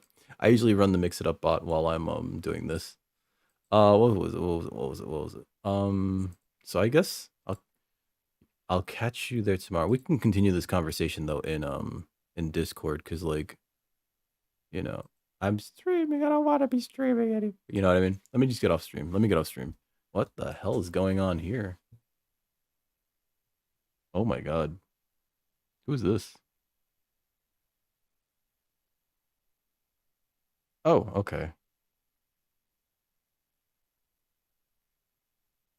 I will. I will. I have to make dinner. I have to make dinner. I was thinking of finally finishing off. I'm not gonna finish it. The Japanese curry. Oh my god. I have too much of that. We'll continue in Discord, Mirage. Thank you for sticking around with me, my dude. Anybody else there that's out there watching, thanks for watching. Every Sunday draft. Usually, probably. Twitch.tv/Dick Record. Yeah, that's it. That's all. That's all. I'll definitely eat. And you already made food. How did you always know how to make bunko? I will ask you in the Discord. Have a good night, folks. Is it this button or is it this button? I have 2 buttons that say end stream. I hit end stream here. You will not be able to reconnect. Your stream will stop